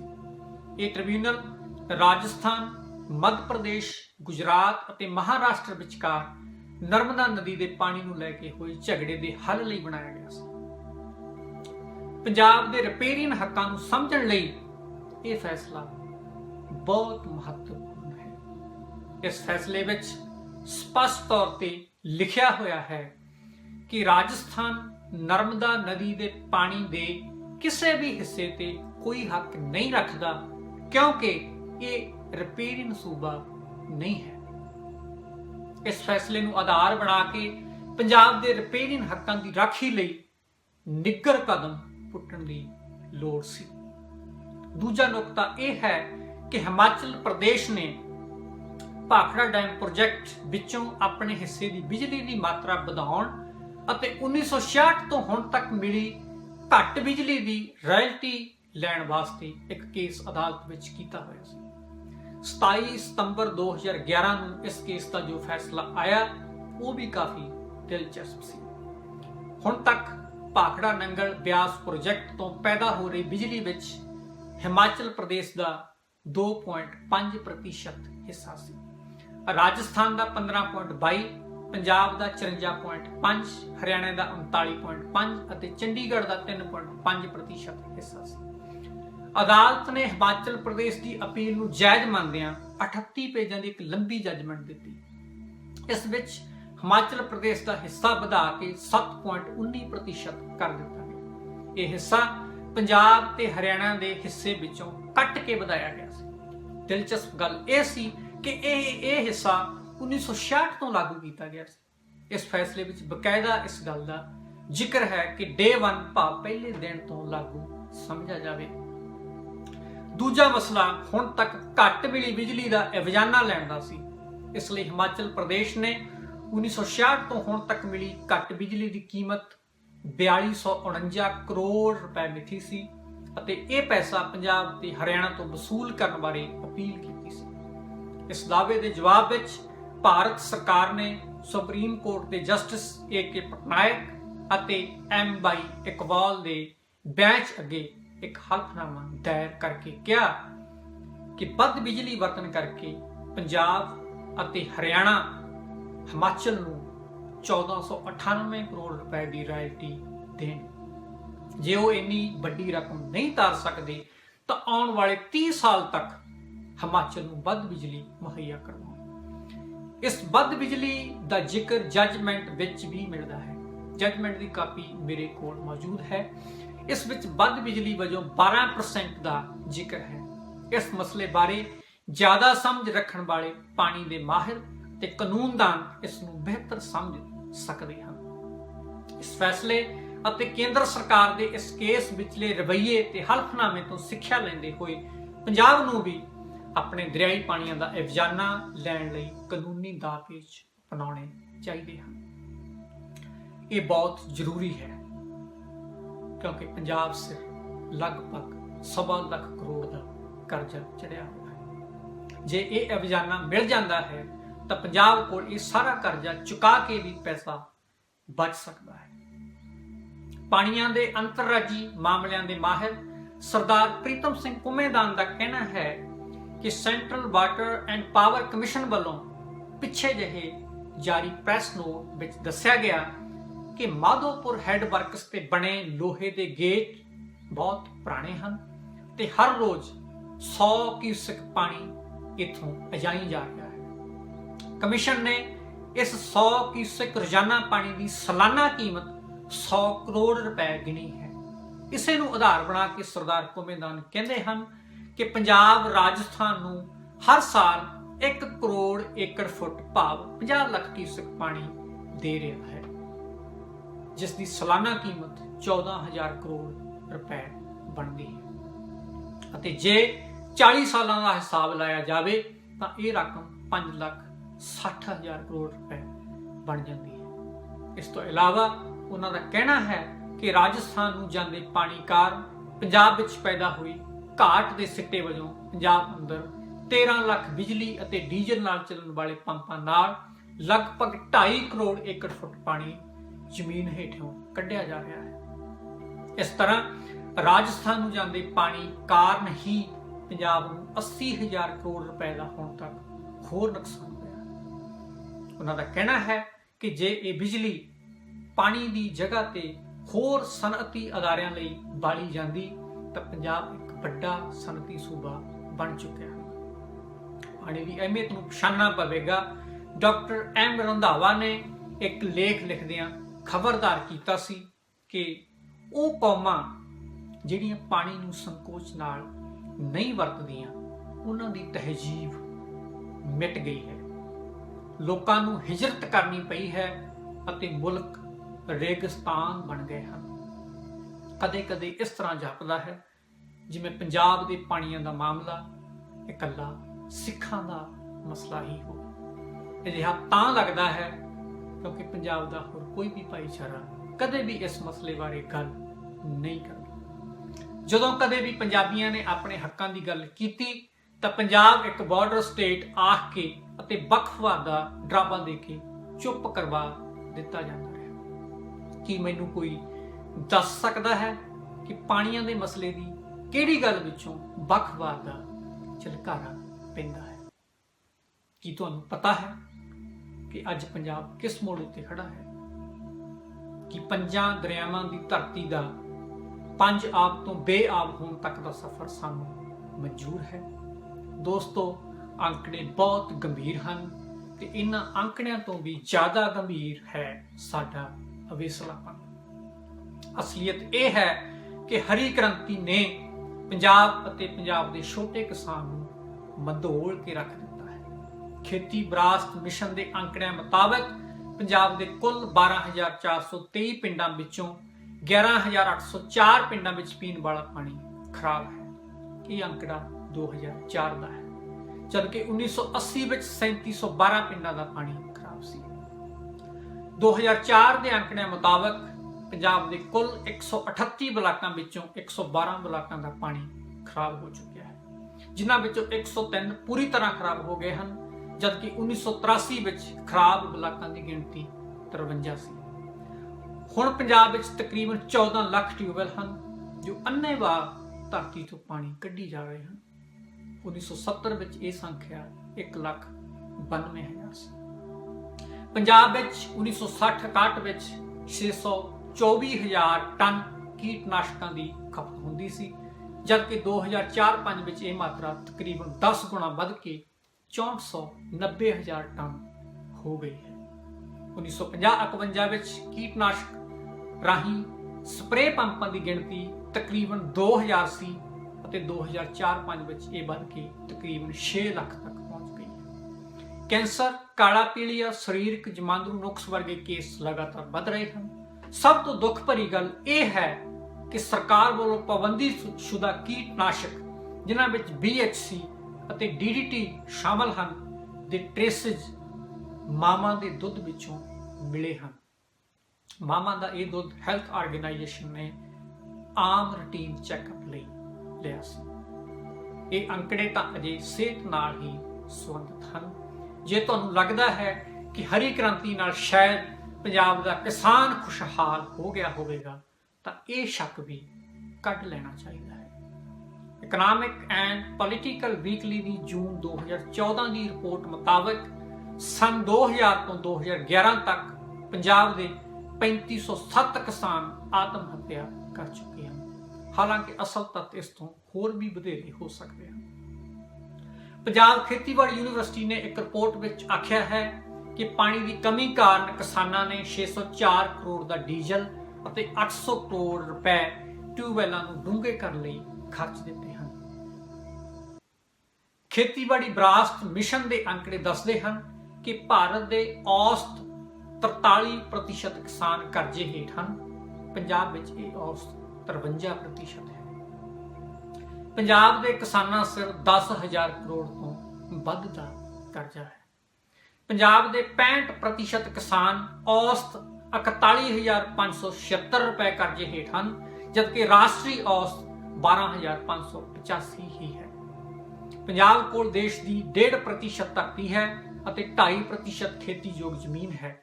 ਪੰਜਾਬ ਦਾ ਕਿਸਾਨ ਦੇਸ਼ ਦੀ 60% ਕਣਕ ਅਤੇ 40% ਝੋਨਾ ਪੈਦਾ ਕਰਦਾ ਹੈ। ਖੇਤੀ ਲਈ ਕੁੱਲ ਵਰਤੇ ਜਾਣ ਵਾਲੇ ਪਾਣੀ ਦਾ 70% ਹਿੱਸਾ ਝੋਨਾ ਡਕਾਰ ਜਾਂਦਾ ਹੈ। 1 ਕਿਲੋ ਚੌਲ ਪੈਦਾ ਕਰਨ ਲਈ 2708 ਲੀਟਰ ਪਾਣੀ ਦੀ ਜ਼ਰੂਰਤ ਪੈਂਦੀ ਹੈ। ਇਹ ਅੰਕੜਾ ਨਾਸਾ ਵੱਲੋਂ ਜਾਰੀ ਕੀਤਾ ਗਿਆ ਹੈ, ਜਦਕਿ ਉੜੀਸਾ ਖੇਤੀਬਾੜੀ ਯੂਨੀਵਰਸਿਟੀ ਇਹ ਅੰਕੜਾ 5000 ਲੀਟਰ ਦੱਸਦੀ ਹੈ। ਪੰਜਾਬ ਨਾਲ ਸੰਬੰਧਿਤ ਰਿਪੋਰਟਾਂ 4000 ਲੀਟਰ ਦੱਸਦੀਆਂ ਹਨ। ਕੀ ਇਹ ਸੌਦਾ ਲਾਹੇਵੰਦ ਹੈ? ਉਹ ਵੀ ਉਦੋਂ ਜਦੋਂ 1 ਲੀਟਰ ਸ਼ੁੱਧ ਪਾਣੀ ਦੀ ਬੋਤਲ ਤਕਰੀਬਨ 12 ਰੁਪਏ ਦੀ ਮਿਲਦੀ ਹੈ ਤੇ 1 ਕਿਲੋ ਚੌਲਾਂ ਦੀ ਕੀਮਤ ਵੀ ਤਕਰੀਬਨ 12 ਰੁਪਏ ਹੀ ਹੈ। 1 ਕਿਲੋ ਚੌਲਾਂ ਦੀ ਪੈਦਾਵਾਰ ਲਈ 2700 ਲੀਟਰ ਪਾਣੀ ਦੀ ਖਪਤ ਇਹ ਕਿੰਨੀ ਕੁ ਜਾਇਜ਼ ਹੈ? ਇਹ ਵੀ ਇੱਕ ਤੱਥ ਹੈ ਕਿ ਝੋਨਾ ਪੰਜਾਬ ਦੀ ਫਸਲ ਵੀ ਨਹੀਂ ਹੈ। ਇਸ ਦੀ ਪੈਦਾਵਾਰ ਨੇ ਪੰਜਾਬ ਨੂੰ ਪਾਣੀ ਪੱਖੋਂ ਕੰਗਾਲ ਕਰ ਦੇਣਾ ਹੈ। ਲਗਾਤਾਰ ਤੇ ਅੰਨ੍ਹੇਵਾਹ ਹੋ ਰਹੀ ਭਾਰੀ ਮਸ਼ੀਨਰੀ ਦੀ ਵਰਤੋਂ ਨੇ ਧਰਤੀ ਦੇ ਉੱਪਰੀ ਭਾਗ ਨੂੰ ਪੂਰੀ ਤਰ੍ਹਾਂ ਪ੍ਰੈਸ ਕਰ ਦਿੱਤਾ ਹੈ। ਧਰਤੀ ਦੇ ਉੱਪਰ 6 ਇੰਚ ਤੋਂ ਲੈ ਕੇ 24 ਇੰਚ ਤੱਕ ਇੱਕ ਮੋਟੀ ਤਹਿ ਜੰਮ ਗਈ ਹੈ, ਜੋ ਮੀਂਹ ਦਾ ਪਾਣੀ ਧਰਤੀ ਵਿੱਚ ਰੀਚਾਰਜ ਨਹੀਂ ਹੋਣ ਦੇ ਰਹੀ। ਇਸ ਕਾਰਨ ਧਰਤੀ ਹੇਠਲੇ ਪਾਣੀ ਦਾ ਪੱਧਰ ਲਗਾਤਾਰ ਡਿੱਗਦਾ ਜਾ ਰਿਹਾ ਹੈ ਅਤੇ ਪਾਣੀ ਖਰਾਬ ਵੀ ਹੋ ਰਿਹਾ ਹੈ। ਪੰਜਾਬ ਖੇਤੀਬਾੜੀ ਯੂਨੀਵਰਸਿਟੀ ਨੇ ਇਸ ਨਵੀਂ ਸਮੱਸਿਆ ਨਾਲ ਸਿੱਝਣ ਲਈ ਤਹਿ ਤੋੜ ਹਲ ਵਰਤਣ ਦੀ ਸਲਾਹ ਦਿੱਤੀ ਹੈ। ਆਮ ਹਲ ਤਕਰੀਬਨ 6 ਤੋਂ 12 ਇੰਚ ਤੱਕ ਹੀ ਗੁਡਾਈ ਕਰਦਾ ਹੈ, ਪਰ ਤਹਿ ਤੋੜ ਹਲ ਤਕਰੀਬਨ 24 ਇੰਚ ਭਾਵ 2 ਫੁੱਟ ਤੱਕ ਗੁਡਾਈ ਕਰਦਾ ਹੈ। ਮਾਹਿਰਾਂ ਨੇ ਹਰ 3 ਤੋਂ 4 ਸਾਲ ਬਾਅਦ ਇੱਕ ਵਾਰ ਤਹਿ ਤੋੜ ਹਲ ਵਰਤਣ ਦਾ ਸੁਝਾਅ ਦਿੱਤਾ ਹੈ, ਤਾਂ ਜੋ ਮੀਂਹ ਦਾ ਪਾਣੀ ਧਰਤੀ ਵਿੱਚ ਸਮਾ ਸਕੇ। ਸਮੱਸਿਆਵਾਂ ਇੱਕ ਨਹੀਂ ਹਨ, ਬਲਕਿ ਬਹੁਤ ਸਾਰੀਆਂ ਸਮੱਸਿਆਵਾਂ ਹਨ। ਕੁਝ ਸਰਕਾਰੀ ਹਨ ਅਤੇ ਕੁਝ ਸਮਾਜਿਕ ਵੀ ਹਨ। ਇਹਨਾਂ ਦਾ ਹੱਲ ਅਸੀਂ ਰਲ ਮਿਲ ਕੇ ਲੱਭਣਾ ਹੈ, ਤਾਂ ਜੋ 5 ਦਰਿਆਵਾਂ ਦੀ ਧਰਤੀ ਦੇਸ਼ ਪੰਜਾਬ ਨੂੰ ਬਚਾਇਆ ਜਾ ਸਕੇ। ਗੁਰਾਂ ਦੇ ਨਾਮ ਤੇ ਵਸਣ ਵਾਲੇ ਗੁਰਾਂ ਦੇ ਪੰਜਾਬ ਨੂੰ ਗੁਰੂ ਸਾਹਿਬ ਅਸੀਸ ਬਖਸ਼ਣ। ਤੁਹਾਨੂੰ ਸਾਡੀ ਇਹ ਕੋਸ਼ਿਸ਼ ਕਿੱਦਾਂ ਲੱਗੀ ਜ਼ਰੂਰ ਦੱਸਣਾ। ਫੀਡਬੈਕ ਲਈ ਤੁਸੀਂ ਸਾਡੇ ਫੇਸਬੁੱਕ ਪੇਜ facebook.com/ਧਰਮਯੁੱਧ ਨਾਲ ਜੁੜ ਸਕਦੇ ਹੋ। ਤੁਸੀਂ ਆਪਣੀ ਰਾਏ ਸਾਨੂੰ ਈਮੇਲ ਰਾਹੀਂ ਵੀ ਭੇਜ ਸਕਦੇ ਹੋ। ਸਾਡਾ ਈਮੇਲ ਪਤਾ ਹੈ baghi@yahoo.com, ਯਾਨੀ BAAGEE@yahoo.com। ਰੱਬ ਰਾਖਾ। ਵਾਹਿਗੁਰੂ ਜੀ ਕਾ ਖਾਲਸਾ, ਵਾਹਿਗੁਰੂ ਜੀ